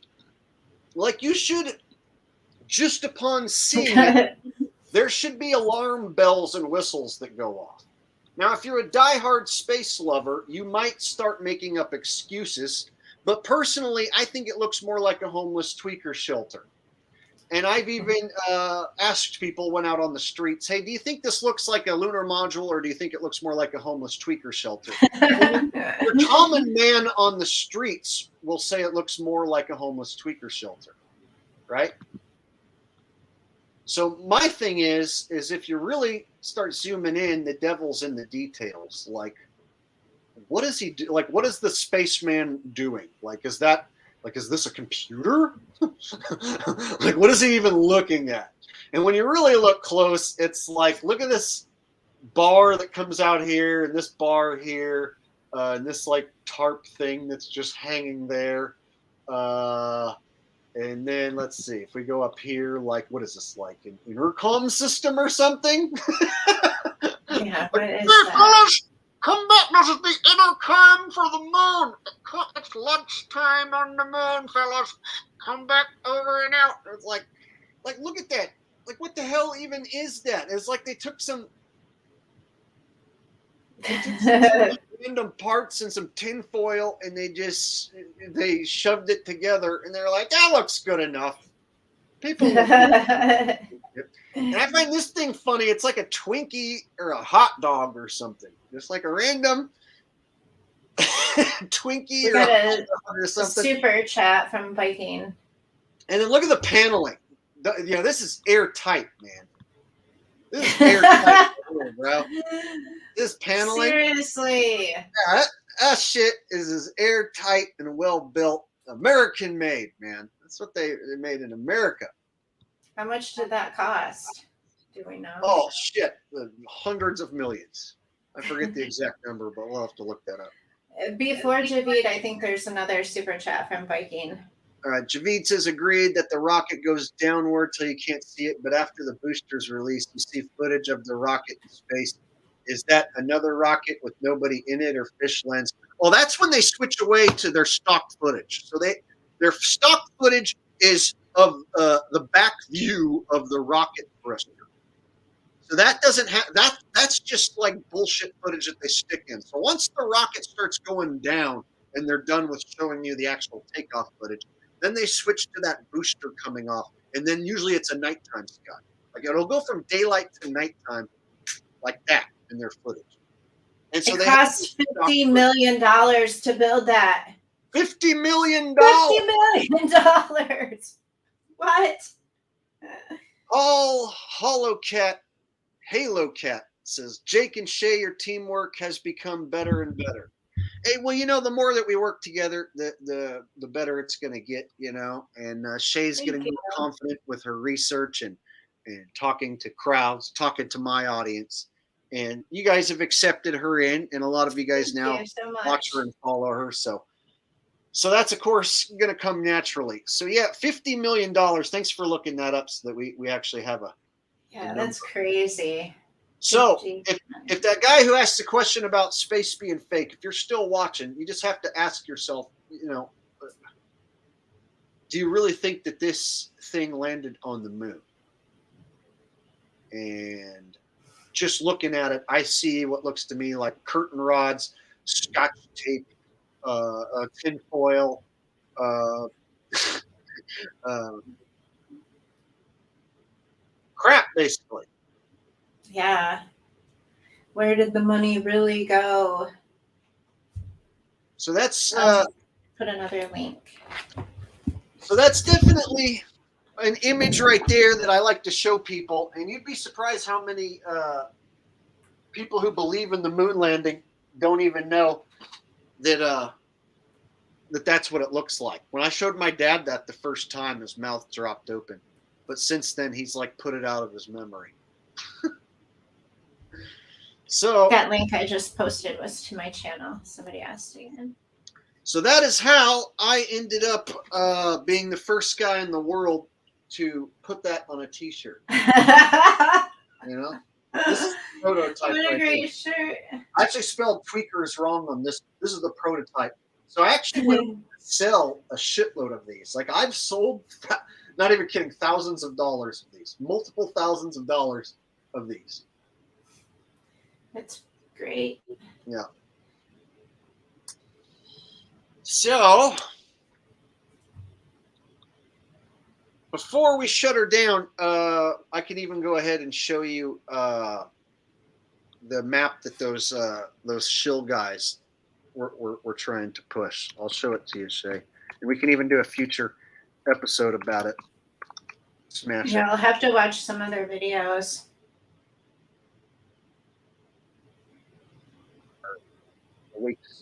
Awake Souls map.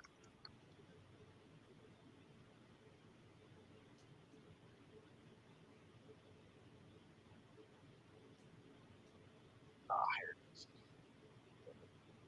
Pull it onto my desktop and I'll bring it up. Now, I'm not trying to promote these guys in any way. These guys are shills and they're liars and charlatans. And let me go ahead and show you the map that they're trying to convince people is the one true map. Are these the guys that are from God? These are the guys that, yeah, they say that they're the ones sent from God, and that they called me like a Satanist. They even told me that they busted my pedo ring. They said that one time. They said that I was running a pedo ring and that they busted it. Wow. Yeah. Nice fellas, huh? From God. So horrible Christians. All right, here we go. This is it. Oh, gee. So what they say is that that we live in a computer simulation. That is from the Kabbalah. They say we live in a computer simulation, and they have Antarctica sliced in half on both sides of the map. And so what they say is if you go around Antarctica over here like this, you're going to pop out over here like that. Oh, jeez. Yeah. You know what they say? What they say happens if you go north in the north end of the map? Pop out down south. Yep. So this is actually getting popular. I have seen videos where people are talking about portals in Antarctica and popping out on the other side. Yep. And look where they have Alaska. People will believe this, but look where they have Alaska and Russia. Yeah. Right? Yeah, because they want to, because they believe, because everyone believes that those the two countries like practically touch, or those two areas practically touch. These guys say that you can go around. Yes, Antarctica. Creation, not simulation. They say you can go around Antarctica like this, whoop, and that you're going to pop out over on this side like this. And they say, yeah, that if you go in like to the north, you're going to pop out down here. No, what was funny is Ronnie, one guy said that you go north and you pop out down south. And then in another episode, Jason, the other guy, claimed that if you go in north over here, that you're going to pop out up at the top over here. So he claimed you're going over here and then you pop back out coming downward this way. Yep. So then, this is getting popular, and I can't believe people believe this. So Ronnie and Jason both contradicted themselves. Their name are Ronnie and Jason, and they'll say things like you go up in north and you pop out down south, but then they'll also say you go up north and then you pop out coming southward down like this direction. See what I mean? Like you go follow Alaskan islands and then you pop out like coming over here. So they can't even decide which way you pop out on their map. So these guys called me a satanic shill, and they said that I was friends with Jaron and David Weiss and Kelsey Kerwin, this blonde bimbo. And then they went on the Baby Truther show and presented this map after saying that I was friends with those guys. And they even said that I was a satanic shill and that I ran a pedo ring. And they said that Ronnie told me he busted my pedo ring, Shay. So these are the type of human beings we're dealing with. Yeah, that's crazy. I just shared a video on the Kabbalion book, and these guys are totally part of this book. They've got to be Freemasons. It comes from the Freemasons, and they say we live in a simulation, all that stuff. You guys should check out that video. It goes right along with what he's saying right Javid now. says they lost that debate against Red's rhetoric with the map. Yeah, so basically, when I was calling out Jaron and David Weiss back in November last year, I was bending them over and spanking them. And I was showing the Baby Truther show, and I've even sent you the videos, Shay. I love that video. And I was showing how they don't discuss any actual truth, that it's just a garbage shill show. And I was spanking them basically on a daily basis. And I made the one girl, Kelsey Kerwin, quit the show. Like she quit after you posted that video? Oh, yeah. Because I proved that she came from MTV. She has a history being an actress on MTV. She also kind of looks like she might be a man. And she's a fake truther. She didn't have any truth on her channel. So what's funny is somebody tried to talk shit about you, Shay. One time somebody showed up in my comments and said, oh, you're doing what Jaron did and you're going to bring on a girl like Jaron did with Kelsey Kerwin. It's like, dude, Shay's nothing like Kelsey Kerwin. No. Like, you're nothing. I'm passionate about this. I'm not like copying someone's dance. No, exactly. Dance she was doing. She didn't have a single truther video on her channel, and Jaron recruited her. So Jaron recruits people who don't know jack shit to be like his posse, which of course is something a shill would do, right? You recruit a bunch of like losers, like a failed MTV actress, hoe bag to be one of your sidekicks to try to get more ratings. And then you use her to try and peddle the app so you can get more people to sign up for the app so that you and David Weiss can roll in the cash. And so basically, we're not just up against, regular shills. We're up against people who, this is their job. They're paid to do this. And of course, they're the ones who get optimized by YouTube, of course, generally. Of course, Elon Musk said we're in a simulation because watch my video about the Kabbalion.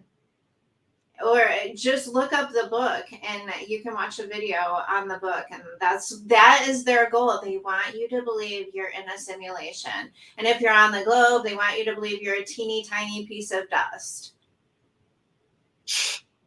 And check it out. On their map, you have to go east from Alaska to get to Russia. The short way. Because they have it wrapping around the North Pole up there. You see that? So they're kind of copying the globe, but that's not a flat Earth map. Well, like the directions on their map get wonky because it's like a east to west. When you look at it going side to side, it seems. But then when you get up here, you see what I mean? Like west from Alaska now is turning into east. You see what I'm saying? Right there. Yeah, I guarantee these guys are Freemasons. I don't want anything to do with them. These guys right here will say that anyone who goes against this map is a Satanist. So expect them in a video to probably go against us and call us Satanists. like I said, Ronnie told me that he busted my pedo ring.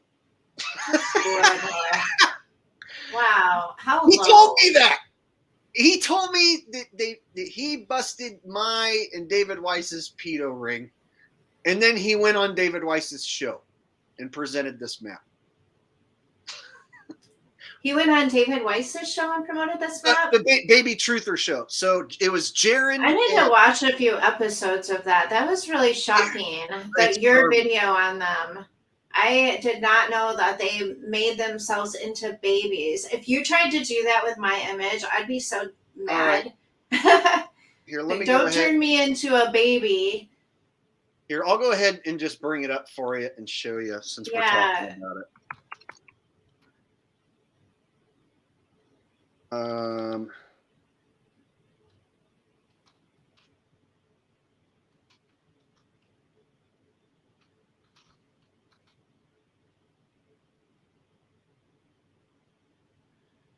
Oh, shit. Here, give me a minute while I find it. What is the shortest way to get from one point to another?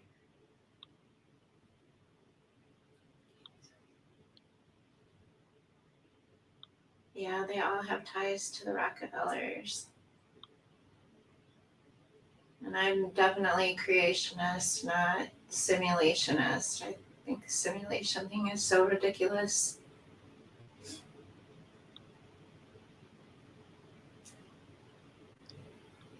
Ah, here we go. Powerland who put it. Okay. So let me share this. I finally found the video. Shit.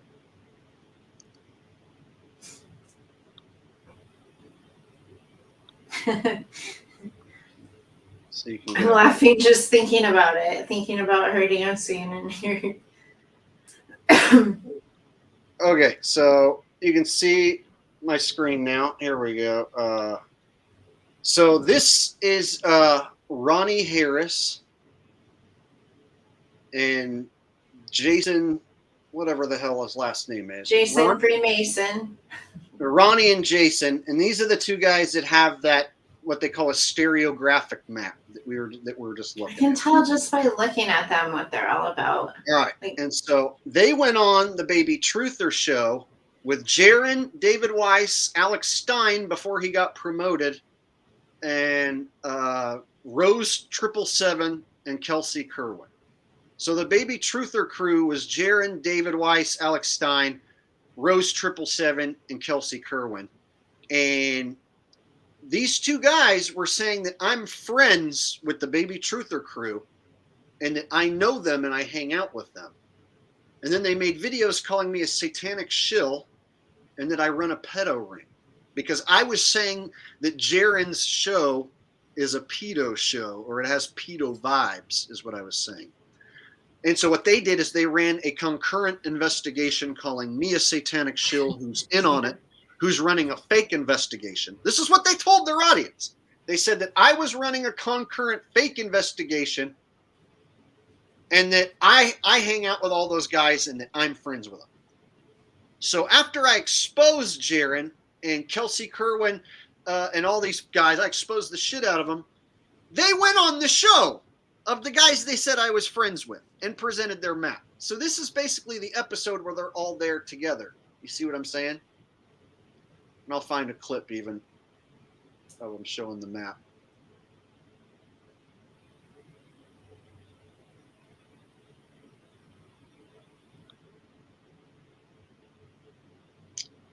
Shit, it's got a commercial. Let me get through this commercial real quick. Yep, shills of a feather flock together. You're right, sunflower. Is it right? Separate north and south? On yours? So this way you'd be turning right to go west, and you'd be turning left to go west. Oh, my computer just jumped. But basically, that's it. That's the best way that I can explain to people, and I know it might seem difficult for people to understand. So this east and west, you can do circles around the north, and you can do circles around the south. Now, we don't have proof of the 24-hour sun in either one. Jason and I were able to, we looked at both with critical, skeptical eyes, because we don't care if it's a Morpheus strip. We're just, again, and this map here is just a concept. It's a concept. Ronnie, by adding these portals, these asteroid portals, I mean, it kind of makes, you can make anything possible. If I said, hey, I want you to build me a house with the master bedroom, then I want 3 other children's bedrooms in a row, and then I want another master bedroom, but I want that second master bedroom next to the first master bedroom. Could you do that? And the answer is no, you can't do that. So what I take it to, David, is really simple. It's like this. If the temperature outside is 30,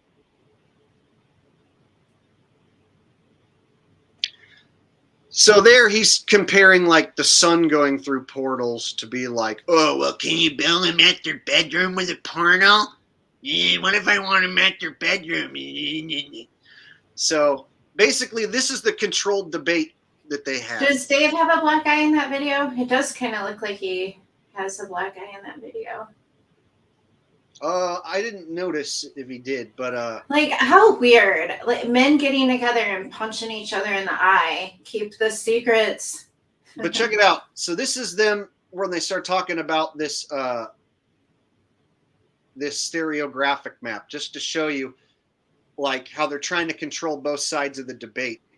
And the debate, you know, either has this whack map that nobody uses except for these 2 dudes, or the AE map. So what do you think that the audience is going to choose? What do you think that the outcome is for the Baby Truth audience? Who's going to win? They automatically consider this square rectangle thing bullcrap, and they cling to the AE map even more so. Measure the azimuth and altitude to where the sun is, and that is the reading that you get. That's all you got to do. I'm not discussing that reading, but the factor of the atmospheric factor to distort things in the horizon is true. That is something that is a little line along the horizon. You'll see a little like. Well, but we can see a lot of objects, boats, people, person, whatever, planes. I've got a P1000. I record a lot of long distance footage. Yes, I'm very familiar. Can I ask a question? Yeah. Why am I'm getting an echo here? When you're morphing from one side of the app is one side of the asteroiding. Asteroiding, yes. Thank you. Sorry. Is there a specific line? Is there a specific latitude that longitude or longitude that happens at? That I'm saying you can move that anywhere in reality. So again, everything. The entire border. It moves from where you are. You never get to it because it's equally exactly far away. Like chasing rainbows. Same principle. I actually caught a rainbow once, so that's not good. That's not good. Okay. No, I bet there's.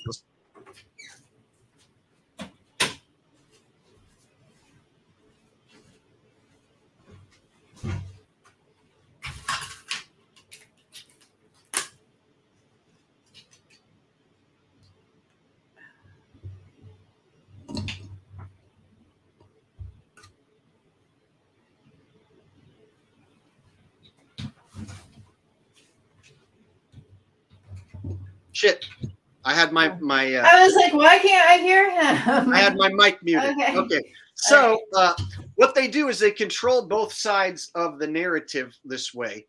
And so anyone presenting an alternative model outside of the circle map, they'll make you look like a fool. And so Ronnie and Jason, for instance, you know, they show with this, and they say, yeah, you go up north, you pop out south, you go to the east, you pop out in the west. You can go around Antarctica, which they have split in half down there.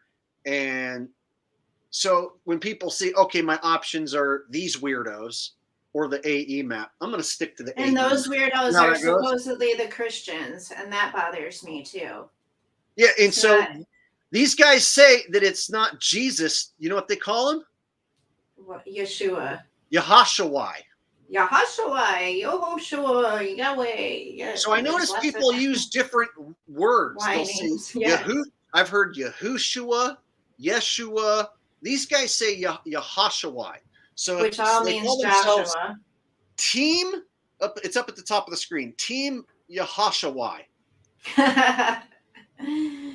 And Oh, so boy. these two goons told their audience that I'm friends with the Baby Truther Show crew and that I run a pedo ring and that they busted it. That's what they told their audience. And then they invited me to come on their show. They're like, "Would you like to come on our show so that we can expose you?"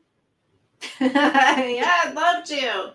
Can't wait to be your I'm guest. like, you mean me come on and then have you guys like put me on some graphic where like I'm on. What they wanted to do is put me on like a burning devil's chair, and that they were going to be like, they're going to be on both sides like this, looking down on me, and that they were going to have me on this like burning chair, and they were going to like basically have me in hell, in the eternal hellfire, and they were going to like expose me. That was like their whole plan. I'm like, you morons do know that I've never met Kelsey Kerwin, and everything that you've said about me is a lie, and you have zero proof of any of it. And so I'm going to expose you and make you look like an absolute buffoon to my audience, and it's basically going to destroy your credibility even more so. So there's some people who are stupid enough to actually fall for these dudes' deception, and not many. So if you visit their channel, they'll get like 1,000 views, but they bought their views because there'll be like 2 comments. Yeah. Okay, Chewy Chicken. I exposed that deception, so it's all in my videos. That's not what it means. You're just falling for deception, which is what we're trying to explain here with the whole truth. There's lies mixed in with the truth. So your Bible's never called him that. Calls God God and Jesus Jesus, except for like one passage, which was snuck in by the Schofield Bible. It's like a whole nother video, so stop. Sid Guy says, Jake, what do you think of Beyond the Imaginary Curve? I used to watch him when I was into this years ago. I haven't watched Dell in years myself. When I first got into Flat Earth back in 2015-16, I enjoyed his stuff more. But then when I started making my own content, I kind of like didn't really enjoy his take, and then he started to seem shilly to me. Like he kept getting promoted by Eric Dubay, and he's just like covered in tattoos, and some of them look like satanic Masonic symbolism tattoos. So I'm not going to judge someone specifically because they have tattoos, but his style of presenting the material, like it got old to where it was like he doesn't try and figure out a map or a model. He's all like, I don't need a map or a model, but he doesn't ever try and figure Then one out. there's those people that they don't need a map or a model, so they'll just let the shows be the shows. But he just basically, every time I watched him, he would repeat a lot of the same talking points. Fuck yeah, you think it's a fucking glove, then fuck yeah. It's not a fucking glove, not fucking spinning in fucking space. You think it's a glove, then fuck yeah. You fucking on a fucking glove, fuck yeah. Yeah, fuck yeah. And it's like, who he is. he's got this really thick, like English, Scottish accent thing going on. Fuck yeah, if you think it's a fucking glove, not spinning in space, fuck yeah, kind of thing. To where I haven't heard anything from him over the last bunch of years that's new. You get what I mean? Like what we're talking about is like light years ahead of Dell. So I can't say Dell's a shill for sure, but he does get promoted by Eric Dubay, and I think Eric Dubay is 100% shill. So if 100% shill says go watch Dell, I tend to put them in the same category.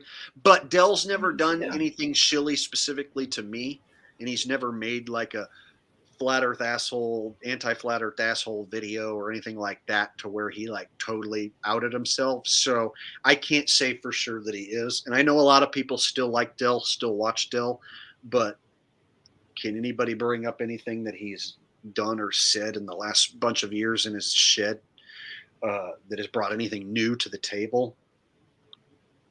Javid Ben Cosme with a donation, laughing his ass off. So I guess he liked my impression of Dell. I think I might have missed another super chat too at some point. And no, my map does not require 2 suns because, like I said, this is my ring light. My ring light. This is not my ring light. This is a reflection of my ring light. So, do I have 2 ring lights, or do I have a reflection of a ring light and a ring light? It's the same thing. So there doesn't have to be 2 suns if there's a dome. It's a reflection. Why is the sun warm sometimes and the sun is a mystery all of its own, and so is the moon. And so I just think there's one sun and moon and a reflection. If we can just wrap our head around the human portion of the map and figure out that humans don't pop out the map to the other side. Yeah. If we get that for sure, the sun might do that, but people not do that. If we can hammer that down, if we can for sure get that proven beyond a shadow of a doubt that you can't go west and pop out in the east, you can't go north and pop out in the south. If we can hammer that proof for absolute sure, that basically is going to debunk the globe, concave, and the AE map all at the same time. Yeah, we basically are inside of a compass, a giant compass.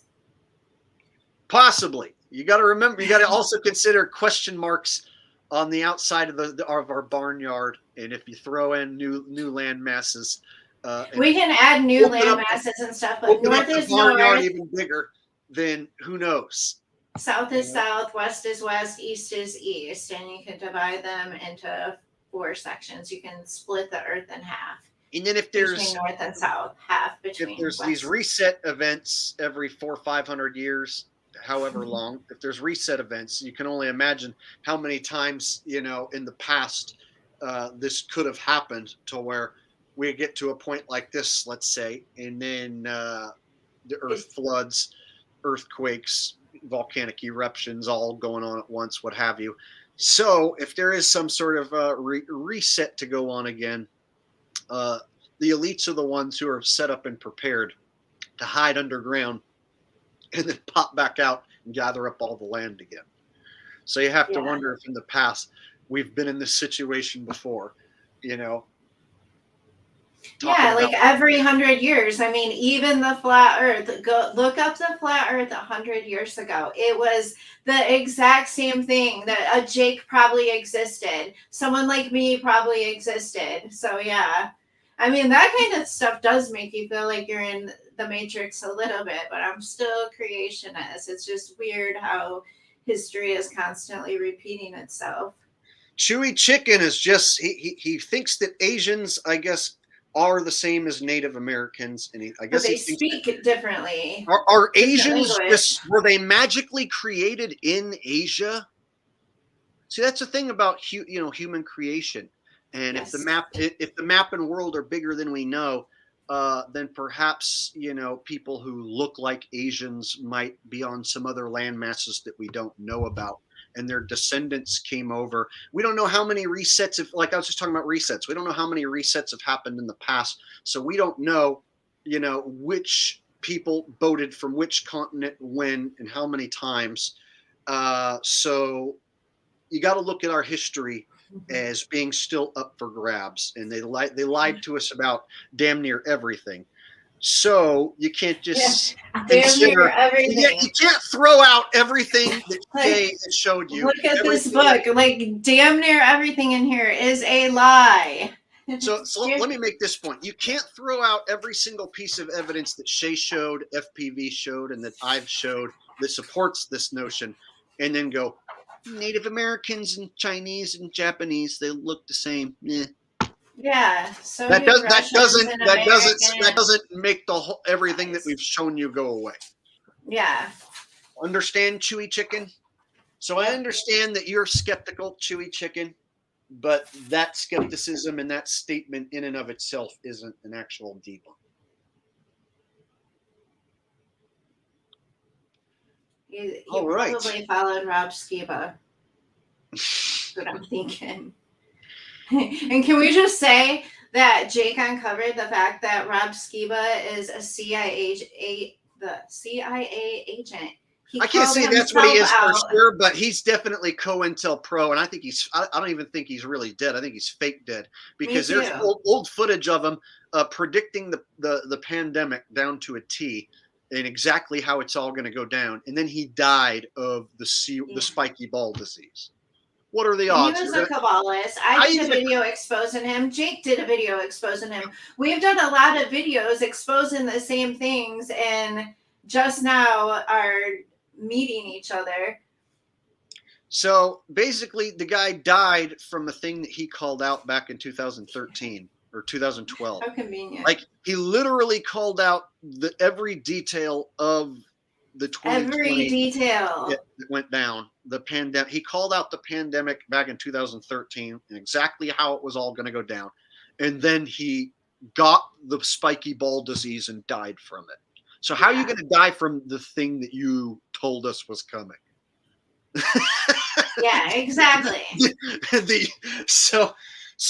then Mac Parhar, the Canadian flat earther, and so basically both those guys were conference flat earthers, part of the Shill crew, and so it's interesting how all this information is going to, what's going to happen when the Shills start sticking their nose into our research, trying to act like they're the ones discovering it, If they do. And yes, a violent one, Yeshua or Yahuwah is Metatron, aka Lucifer. So if you research that further, you're gonna find that out, and then you'll know what Rob Skiba's job was. To say he's CIA, though, he is the one. Rob Skiba said he was CIA. Jake posted a video where he called himself CIA.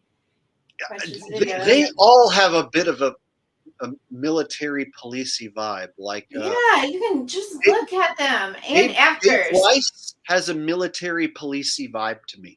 Jaron doesn't. Jaron has a convicted felon working down his sentence kind of feel. Jaron has an informant kind of feel to him.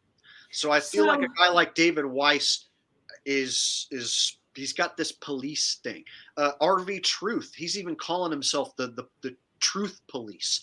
RV seems policey to me. He seems military-ish to me. Yeah, they do to me too. So here's what they have in the flat earth. They either have people that seem like police or military or compromised, like ODD, a compromised criminal who's working on low-level criminals. That's what I found. Well, I feel like ODD and Jaron are like compromised criminals who work on behalf of the government to get their sentence like their reduced. Charity or whatever. Yeah, get their sentence reduced and shit. Yeah. Jay says, I miss Rob Skiba though, really? So about Rob Skiba again, yes, he was a very likable guy. He was another person I was friends with when I became a flat earther. But he's leading people in the wrong direction, and he is a Kabbalist. So, I mean, Antichrist is going to see the one world leader is going to seem like a great person too. Like Trump seems like a great person to some of you. So these people may seem like heroes or like they're great, but they're still they are nice in person. They're nice. They're nice. If you went to the Flat Earth conference, I didn't go. I turned it down. But if you would have went, they would have shook your hand and smiled and been your friend at the event. And any other Flat Earther you met would have smiled and been your friend. But that's the thing is just because they smile and are friendly, and you have the ability to meet them, doesn't necessarily make them legit. So I knew people that were like, I met Mark Sargent, I met Patty Steer. They were nice to me. They can't be shills. It's not like they're gonna slap you in the face and go, ha ha ha, I'm an evil shill. Right? So of course they're gonna be nice if you meet them. So I have met some of these people and they were nice to me. In fact, they kissed my ass, these people, because I was popular at the time. And so they were trying to get me to be their friend. It made sense for them to be nice. And so they were nice to me too. They were nice to me, but I don't like liars. So you have to look at their level of research, and then you have to look at the way, they battle, let's say, like globe trolls and battle the opposition. Yeah. There's some guys like Jaron who will like blow his flat Earth experiments on a flat Earth documentary, and then he'll do like shit like the baby truther crap, to where it's like he's constantly just trying to make the subject, look ridiculous. And if you do fall for that, you're basically following a guy who's going to lead you in circles. So he's never going to lead you to any new information or breakthrough material. So basically, if once you figure out that the Earth isn't a spinning globe, they have an entire sector, a cult, to intercept you. And it's a very well set up cult from top to bottom with different characters. So if Jaron's not your guy, or if David Weiss isn't your guy, like let's say you live in England, well, they have Flat Earth England Marty Leedkey or whatever his name is. They have what's his name doing the debates over there, Nathan Oakley. So they have different characters to intercept you and lead you right back to that AE map crew in one way or the other. Yes, Dud. I thought the same thing. Put his comment up. That's exactly what I thought when we were watching that. What? Dud Pistachio says, sorry, just catching up. Strange that David Weiss example analogy is, where did it go? Oh, involved multiple children's bedrooms. Strange man. And see, here's another thing I don't necessarily agree with. ODD was a good way to introduce FE to noobs. Oh, I hate that too. Because here's what you do. You introduce them to the wrong thing, and then when they find out that it's wrong, they're more likely to go back to the globe and retreat. So a lot of people that jump on the AE Map Express, because it's so easy and it's nice for noobs, they're the quickest ones that when they watch one of these globers debunk it, or a flat Earth. Once you figure out something is a lie, then they don't know what to think. Then they don't know what to think. And so I don't think it's the best idea, like, oh, if you're going to convert someone to flat Earth, you have to start by giving them the wrong map. And have to deceive them. And then you have to wean them off the deception and then show them Shay and FPV shit to get them onto the Mercator map. I don't want to do it that way. It's so I don't like this argument where like, oh, because it's easy. Like because and it's really also, not easy. Also, you exposed, they were exposed to him, and what is he? He's a convicted, sex offender. ODD is. So when you dig into his past, you find out some of these people involved are sketchy. He's not the first sex offender, to be involved in the flat Earth deal. There's this other guy named Authentic Intent who was a convicted sex offender who all the main flat earthers would stick up for, and they had him as a speaker on the conference. Do you recognize the name Brian? A guy named Brian that actually did math and was super smart and just disappeared. Oh my God, what's his name? Brian seemed like a super nice guy. The only one I looked into. His name just left my head. Oh my God, yeah. Shit. Somebody in chat say his name. Who was the engineer? Brian, what's his face? And he left. He said he just wanted to be with his family. Just kind of people thought he might have died. No, he got married and he split, but the rumor was that his job told him no more of this shit or you're fired. And so I heard, he didn't seem like a show. I mean, from what little bit he was leaving right as I was coming on, he was leaving. Yes. Mullins. Okay. So Brian Mullins was like the go-to guy if you wanted to present a smart argument for flat Earth, because he was like, I'm an engineer. You guys, you better help me because I think I'm going to turn into a flat earther. And then he had these really good videos where he drew on his blackboard. Yeah, that's they all disappeared. And Mark Sargent and Patty on Flat Earth and Hot Potatoes came out and spoke for him on his behalf and said he's getting married. They're going to start a family. So he wanted to step away from the flat Earth so that they could get married and start a family. Getting married and starting a family doesn't mean that you're going to completely give up on your research on the most important topic as far as conspiracies go. It's like a life-changing, mind-altering topic. I doubt that you're just going to get married and then completely shut up unless your wife tells you no more flat Earth. So I heard a few people say that his job, and I don't know how true this is, might not be true, but it makes sense if it is. I heard that his job, this engineer job, that the people, his boss or whoever who hire him, told him no more flat Earth shit, and you need to take all that stuff down. Otherwise, you're not going That to work. makes sense. Yeah. So I think he may have. Hopefully he's still alive. I don't know. So no, he's alive. Is he alive? I'm pretty sure he still has a Facebook and stuff. I don't know exactly what happened to him, so I'm pretty sure he's still out there. But he basically just fell off the scene, fell off the map, so to speak. Nathan Oakley. Should become across behind the imaginary curve. Yeah, I just talked about him earlier. That's They're catching up. They might be a little bit behind. Waking up to the truth, says Jake. Dale from Beyond the Imaginary Curve is genuine. I know you say he's the angry Scott, but he's Jake. Those are just clips, of course, where I've seen him, angry and cussing. I know he doesn't do that all the time. And like I said, when I first was watching Flat Earth videos, I used to watch him more, but over the last bunch of years, what has he done that's like new, or what new info or evidence has he brought to the table?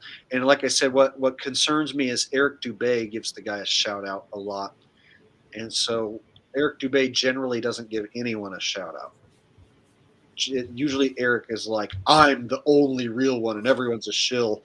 And he's like one of the biggest shills. So if Eric gives him a shout out, it makes me wonder. But like I said, he's never done anything to me personally, so I can't say for sure. He might be legit.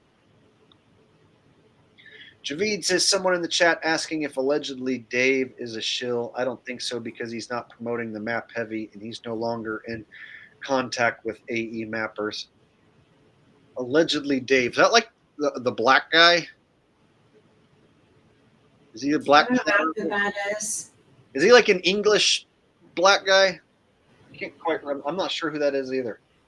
Eric Dubay's videos aren't spot on. He says Polaris is above the center of the Earth, and if you go ahead. Oh, if you know anything about astrology, it'd be absolutely impossible for a Polaris to be in the center of the Earth. And he went and talked to me about that. So he just has a way of speaking that makes people think he's intelligent, but he's not. Well, Plain Walker definitely doesn't like him. He says, allegedly Dave promoted piss-drinking vegan shit. Fuck him. Oh, Trust me, I fell for that. Uh-oh. Oh, did you drink your pee? You fell. Jake, did you drink your pee? Let's have this drink and pee confession. How many of you truthers drink your pee? I never drink my pee, and but I did try to go vegan for like a little while. I tried the vegan. I never drank my pee. Yeah. But people tried to tell me because I had fibromyalgia and like, drink your pee. I'm like, no. Okay, I am talking about the same guy. I can't take Dave Murphy / allegedly Dave serious because he's into urine therapy. Yeah, I don't like urine therapy because like I feel fine, I feel good not drinking it, and then the people who do drink it are like, "Oh, you don't know what you're missing.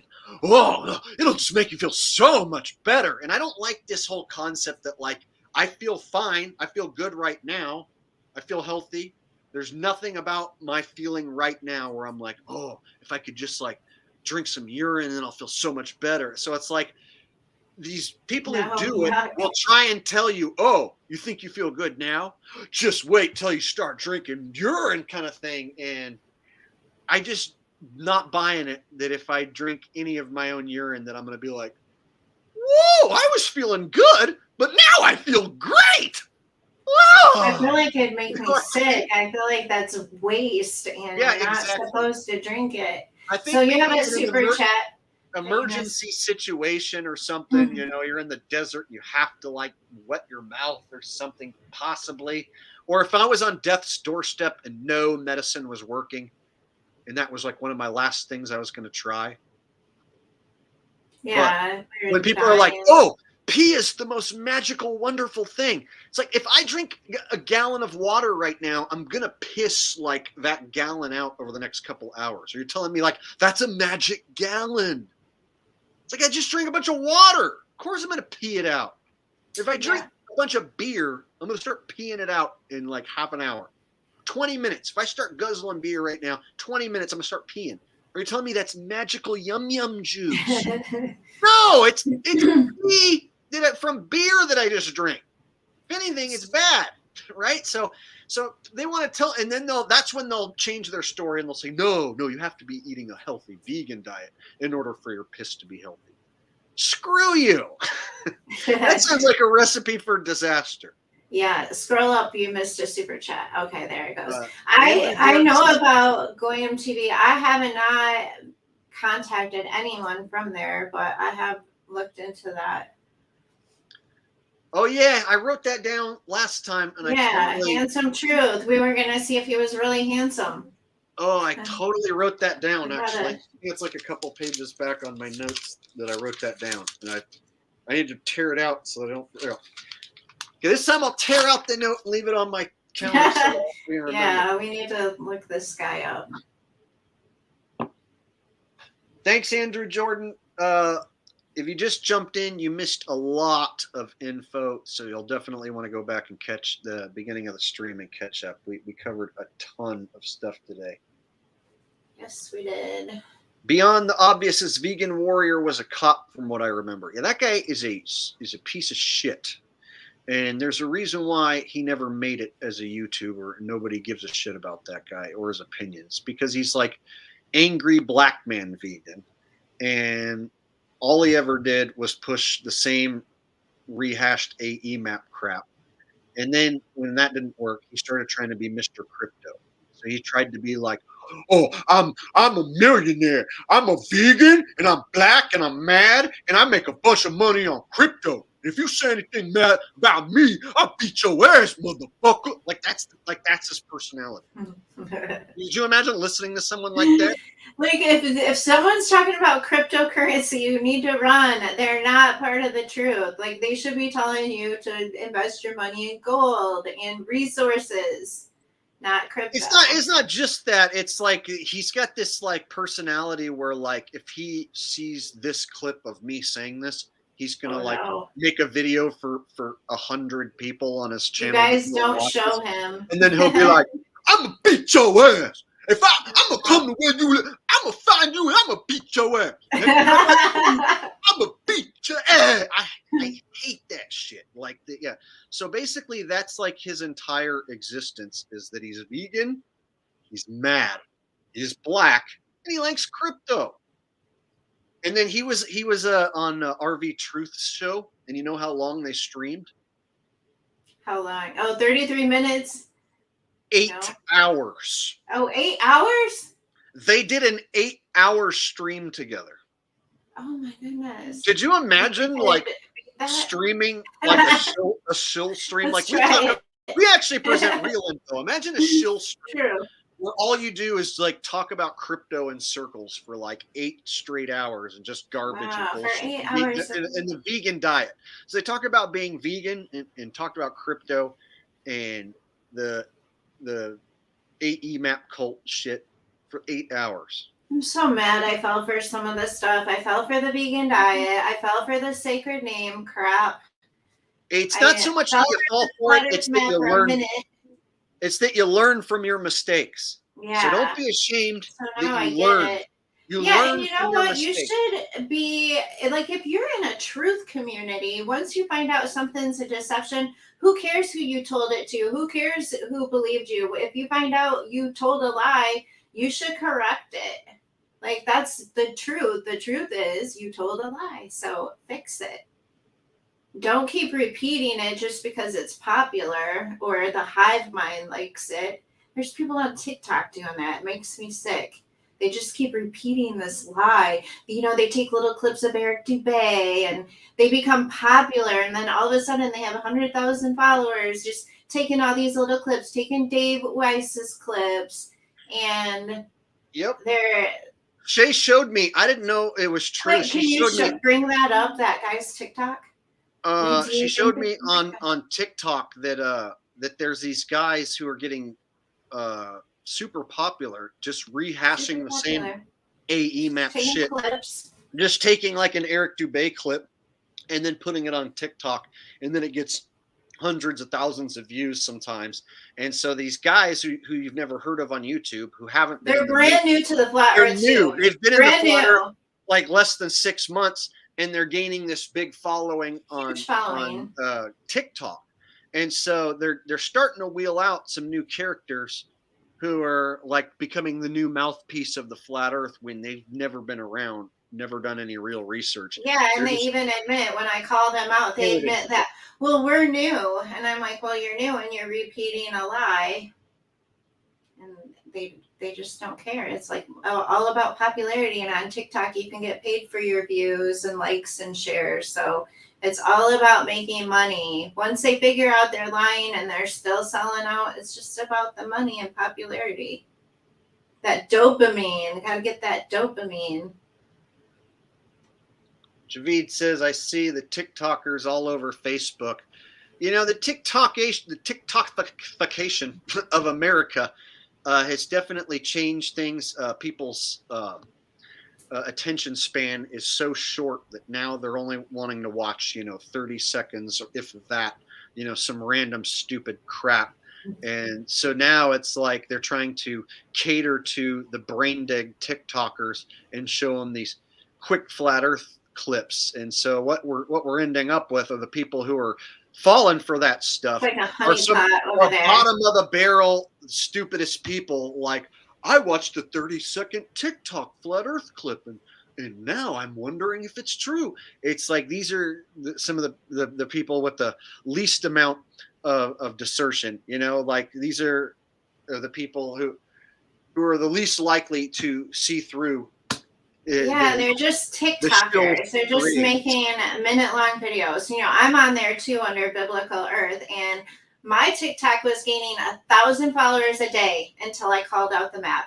As soon as I called out the map, it completely died. I was so shadow banned. So that told me something right there. And then meanwhile, these guys that are just now talking about the flat earth, showing like Eric Dubé's clips, ODD's clips, they're becoming super popular. I guess I missed a message from Andrew. Go back and try and find it, buddy. Yeah, I'm on my 3rd TikTok account because I keep getting permanently banned for sharing the truth on there. Definitely not a truther platform. Yeah, I got 2 strikes just for criticizing women. I didn't even do truth. I made a couple of videos criticizing women and got 2 strikes. So like I'm 1 strike from being kicked off TikTok. I don't think I'll last either. Andrew says he's a founder of Goyim. That's why it's important. I'm a trucker, I will. And check out if he's handsome real quick. I'm a guy, so I can't tell. You can tell if a guy's handsome or not, even if you're a guy. Where does he call himself handsome? It's like you can tell if someone's ugly or not if you're a guy. Yeah. Like, for instance, I'm a good-looking guy, and if you're a guy and you're watching me now, you don't have to be ashamed to tell people that Jake the Asshole is a good-looking guy, right? Exactly. Guys can say other guys are good-looking. And, if you're watching, somebody who's ugly like David Weiss, then of course you can say that's an ugly dude. Look at that ugly shillbag. And thanks, Andrew, for the donation, buddy. I appreciate that. And Javid says, Jake, here's Sandler with a black eye. Oh yeah, he's part of the Black Eye Club. I can pull up Sandler Black Eye real quick. He's part of their Black Eye Club. And I've even done a video series on the Black Eye Club, and one of them got taken down by YouTube. They didn't like it.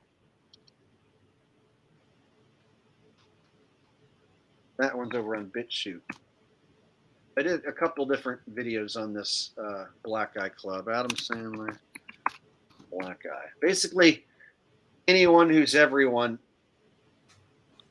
eventually shows up with a black eye. And this is like Sandler's done it more than once. So this is like the second time he's shown up with one. So this Yeah, one's the black eye actually thing is weird. I'd love to be behind the scenes and see like how do people get their black eye? Is it a promotion? Is it a demotion? So Sandler has shown up with a black eye twice now. And if you go through like the who's who, you'll find some of them just have a very light black eye, like it almost looks like it could be applied with makeup. And then other ones like Richard Branson looks like somebody like beat his ass. You know, Hulk Hogan, his eyeball was black. So like when Hulk Hogan showed up to WrestleMania 9, I want to say, he showed up and then within a few minutes like won the title, and he had this like eye that was like black, like his whole eye was black, and he won the title that night and then went off to do Hollywood movies and shit. So it was like he So it was showed like up, a promotion. yeah, like he showed up with his black eye and they handed him the title that night, and then he went on to like do some Hollywood movies and shit. So a lot of What people, about the women? Like, has Hillary Clinton had a black eye? I think so, actually. Let me check real quick. What about Oprah? Well, how would you tell with Oprah? I don't know, maybe it'd be yellowish looking. I think she has. I think Hillary has. Jay thinks Hillary's had a black eye. I'm typing it in right now. I see you guys talking about milk, and I question milk too, because remember when all the celebrities had the milk mustaches and it was like, got milk? I think that the reason why they push the milk is because of what they put inside of the cow. Yeah, your store-bought milk is Passing crap. it on to us. I'm not seeing one for Hillary right off the gate.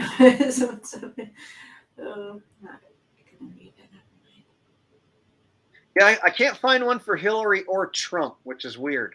You would figure like they would, but for whatever reason they don't.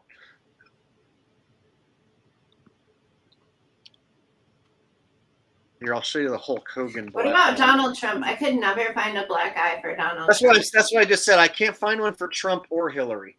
Yeah. But here, like Hogan, for instance, here, I'll show you this one. Like Hogan's is nasty. It's got like this reptilian sort of thing going on. Watch.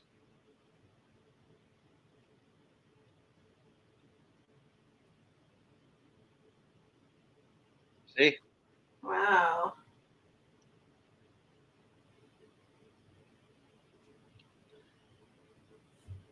Javid says, I had a black eye from bee sting, rubbed urine on it, swelling went away in an hour.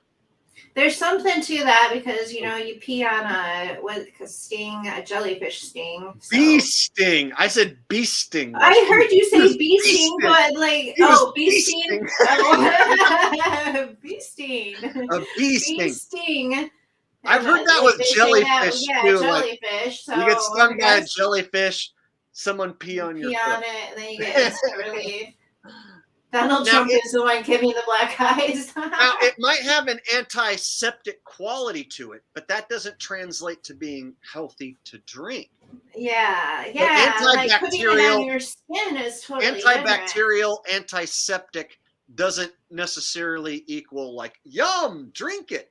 Yeah. You know what I mean? So exactly. You may have had a positive result from rubbing it, let's say, on swelling, but that doesn't necessarily mean you should drink it.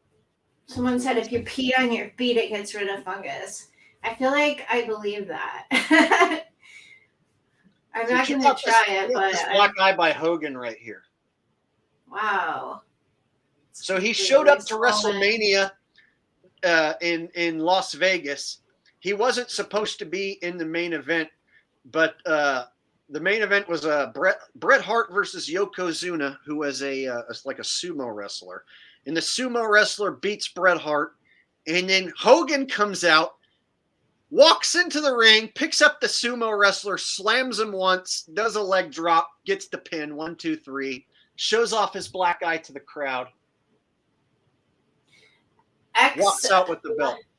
X logic about the crypto, you can make money off from it right now, but what happens when the power grid goes down? I mean, you can make money off it right now, I'm sure, but what's going to happen in the future with that? Here's the deal with crypto. I have made some money, but it lost so much value recently that all the money that I made basically went away. So it's like, if you don't get in and out at the right times, you can lose a lot of money. So if you bought in early and a crypto goes up and then you sell, yes, it seems awesome until you buy one that goes down 80% and you're sitting on it. And if you sell it, then that means you lose that money. If you don't sell it, you have to sit there and wait for it to go back up. Yeah, so you basically have to pressure. It's like a pyramid scheme because you got to pressure other people. I'm in a position where I bought some and sold some and made money, but then I also bought some like Bitcoin Cash at $700-800, and now it's only worth $200 or less than $200. I did the same thing with the stock market. So like if you buy $5,000 worth of a crypto, and then it goes up to $10,000, and you're like, yeah, I'm making. You've made $5,000 and you doubled your money, and then you buy more, but then the market takes a crap. Now suddenly, like your profits are wiped out on your current investment. I made money, but now my current investment on several cryptos is down because the market took a shit. Yeah. And so I'm just sitting on the cryptos that I do own. So I own some, like owning stock, it's a risk that you take that it's either going to go up or down. So if you do own it and you're just sitting on it, then you just have to wait for it to go back up again. And it might take 3 or 4 years for some of these to go back up again. New people constantly have to be getting into it in order to make it go up. Yes. So some of these get rich quick schemes, you can get rich quick, and you can also get poor quick too. The people that are in right at the beginning, like when I first got into the stock market, I could invest in IPOs and I'd get them super cheap, and then I get them for like $9, sell them for $70, but then eventually that all went flat. Go Within to Get Out says, I met the whole crew at Flattoberfest. I think had $150. I think I had $150 to get in. Thanks for what you do. Let's make this a people's reset. So yeah, this is a guy that, got a ticket to this Flattoberfest, one of these shill fests. And they were charging before this one, even for the Flat Earth International conferences, front row seats were like $250, $300 and shit. Yeah, and there's one right now. Passes for $300, $400 and shit, so that you could meet Patty Steer and Mark Sargent. The one that Dave is having is $133.33. Oh, how lovely! He has. Yeah. It's way too much. Like $133.33 too much. Rose says, you missed my last super chat. And where in Modesto do you buy raw milk? Let me get back to your others. Let me go scroll back and try to find that super chat that I missed. Do you just buy it through a farmer? So there's a farm outside of Modesto on Mays Boulevard. And I'll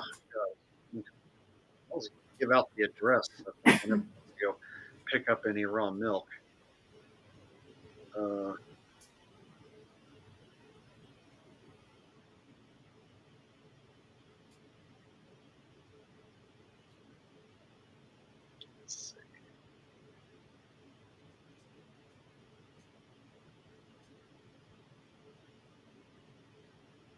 And I'll go back and try to find your super chat that I missed. Let me go ahead and So it's Mays Boulevard, which is Highway 132. So Highway 132. Hold on. Funny, Robert.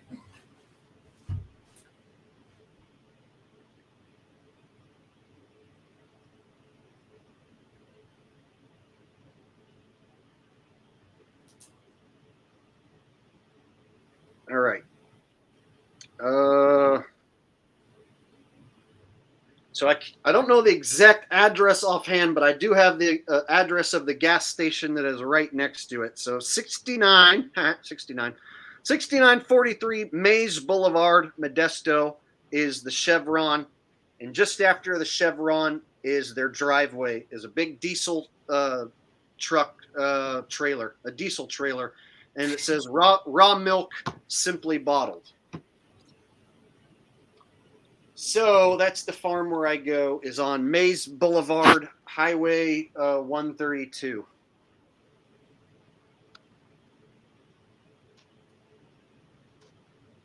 You're going to find even a picture of it.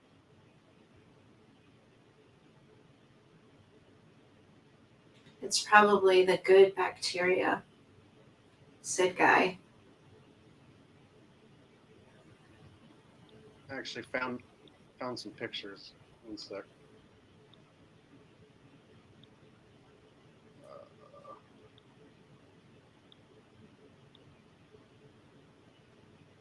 Yeah. So here's their Facebook.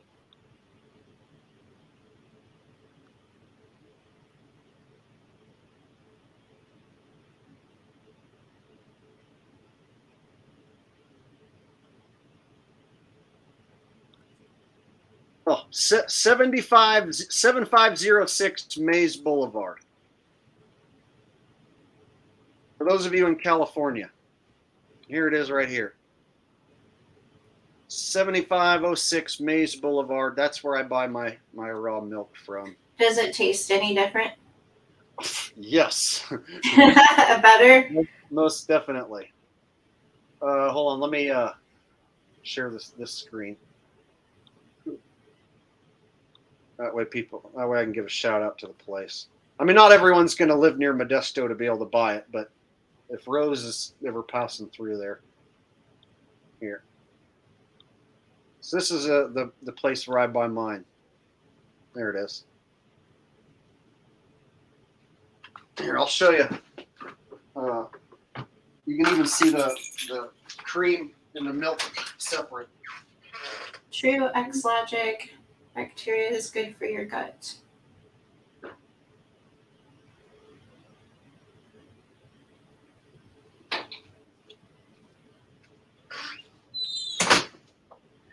Okay, yes, so raw milk is good for you.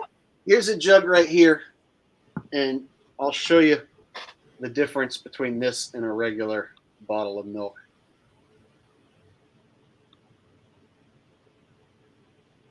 Can you see that line right there? Mm-hmm. You see it?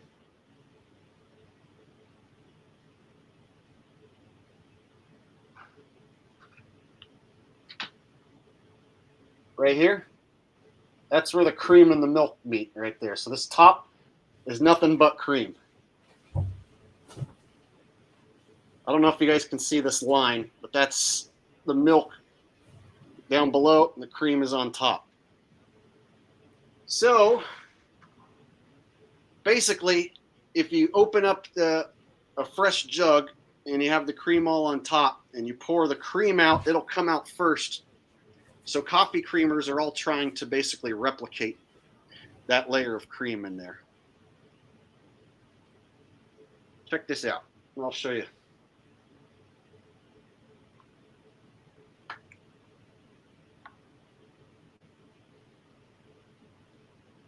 You can't have this in store-bought milk. See?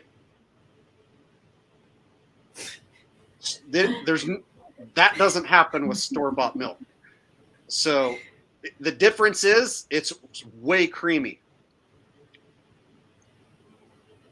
So on top, if I don't mix it up, is a thick layer of cream, and you get a good bit of it in each jug.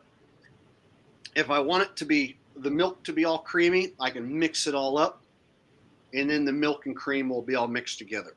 And then it's like extra creamy milk. Then I can let it sit, and if you let it sit overnight, the cream will rise back to the top again. So that's the difference, is store-bought milk is at the grocery store that's pasteurized is not going to have that layer of cream on top, and it is not going to be as fresh and as tasty. Nowhere near as good. And this has the healthy bacteria in it. So once you start drinking it, you'll get addicted to drinking this healthy bacteria. And then when you taste regular store-bought pasteurized milk, it's like flat. It's like it's dead milk. Yeah, I think I want to try that. I don't really drink milk at all anymore, but I might have to go to a local farmer and get some of that.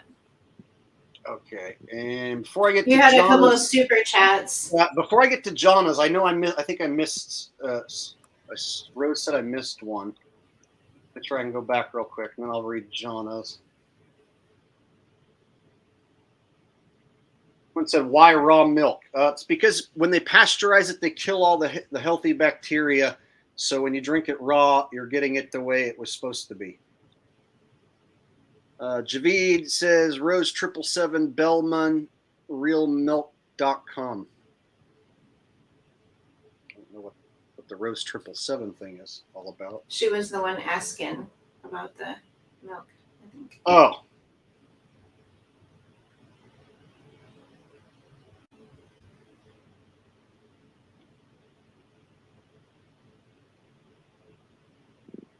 Where's the super chat that I missed? I thought I missed one from Rose. I didn't see it either. Okay, Javid said I had a black eye from. Oh yeah, we saw that one. I saw that one. No, I think Rose said I missed one. She did, but I didn't see it either. I'm trying to go back and see if I missed it. Unless you can find it. But all right, let me read this one from Jonna before I forget that one. She says, here's to a gallon of your favorite raw milk. Oh, thank you very much. So yeah, in stores like Sprouts, they sell this for like $15 a gallon. So basically like triple the cost of gas.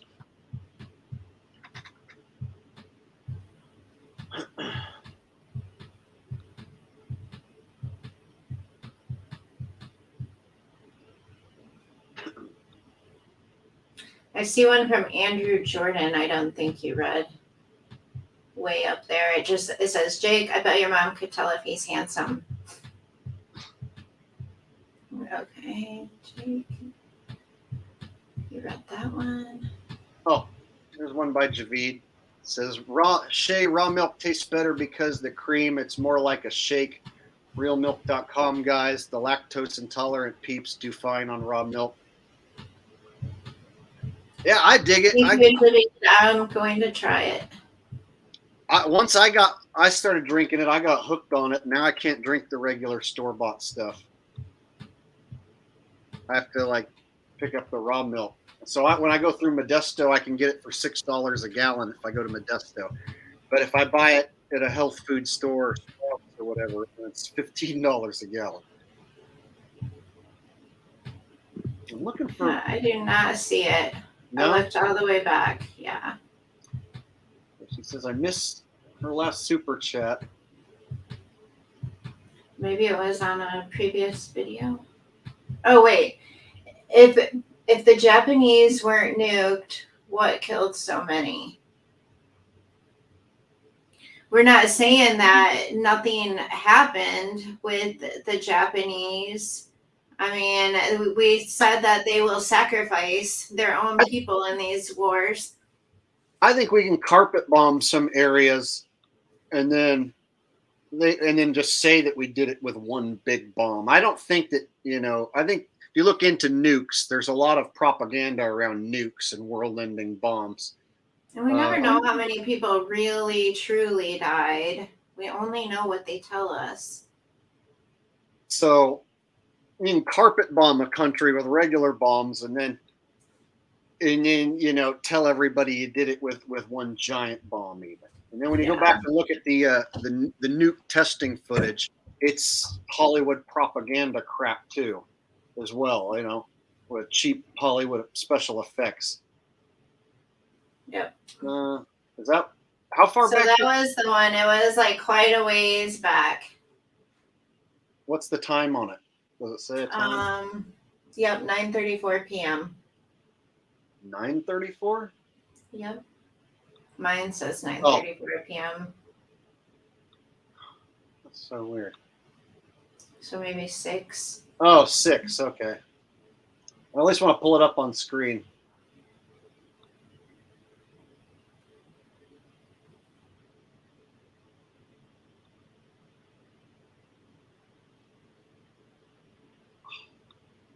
Dang, it's been way back there. Mm-hmm.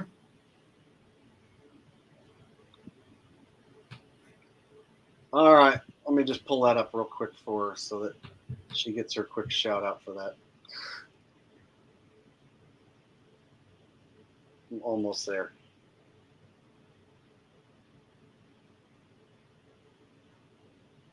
There we go. No, that's Javid's black eye comment. God. Look, do you see there's a Rob Skiba in here? Oh, someone calling themselves Skiva? Yeah. Yeah. Haha, so funny. What time does it say? I cannot. It was 9:34 my time. So. Jeez. Yeah, okay. Holy cow. If the Japanese, okay. Yeah, see, we can even look more into that too, and do more of a breakdown into that part of the operation as well, because there's a ton of people not a ton, but there's plenty of people who broke down nukes not being what we're told, and so we can definitely do maybe even a stream or dedicate part of a stream to this in the future. Bring you some more information on that. Oh, and thank you for the donation, Rose. I had to go back and find it. That way you get your proper shout out. And anyone else that I missed? Or did I catch them all this time? I think you caught them all. I didn't see any others that you didn't.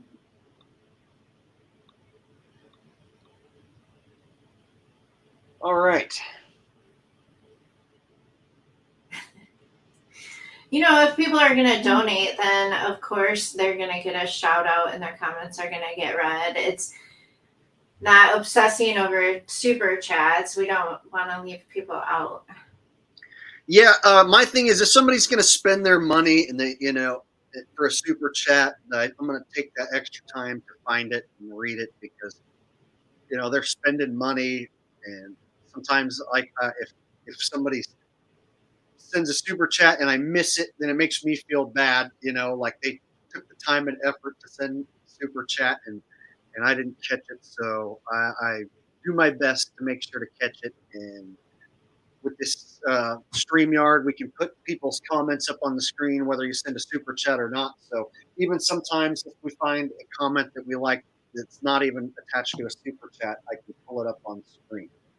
Yeah.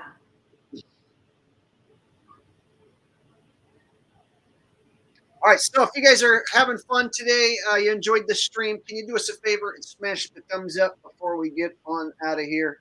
It would definitely help us out. You guys smash the thumbs up, give us a little love. And I guess that was pretty much all we had for you today. If there's anything left that you wanted to discuss, Shay, before we wrap this up? No? No, I all think right. that's it. So I hope you guys enjoyed this information. If you missed any of it, go back and catch the beginning of the stream. Shay drops a lot of information regarding Pearl Harbor. So go back and check that out if you missed any of it. And make sure to subscribe to her channel if you want to watch more of her content over at Shaylin. And until next time, this is Jake the Asshole, or Flat Earth Asshole, whichever you prefer, and Shaylin, and we are going to sign off. Bye. Thanks, Bye, guys. y'all. Have a wonderful night, and we'll catch you next time. Peace.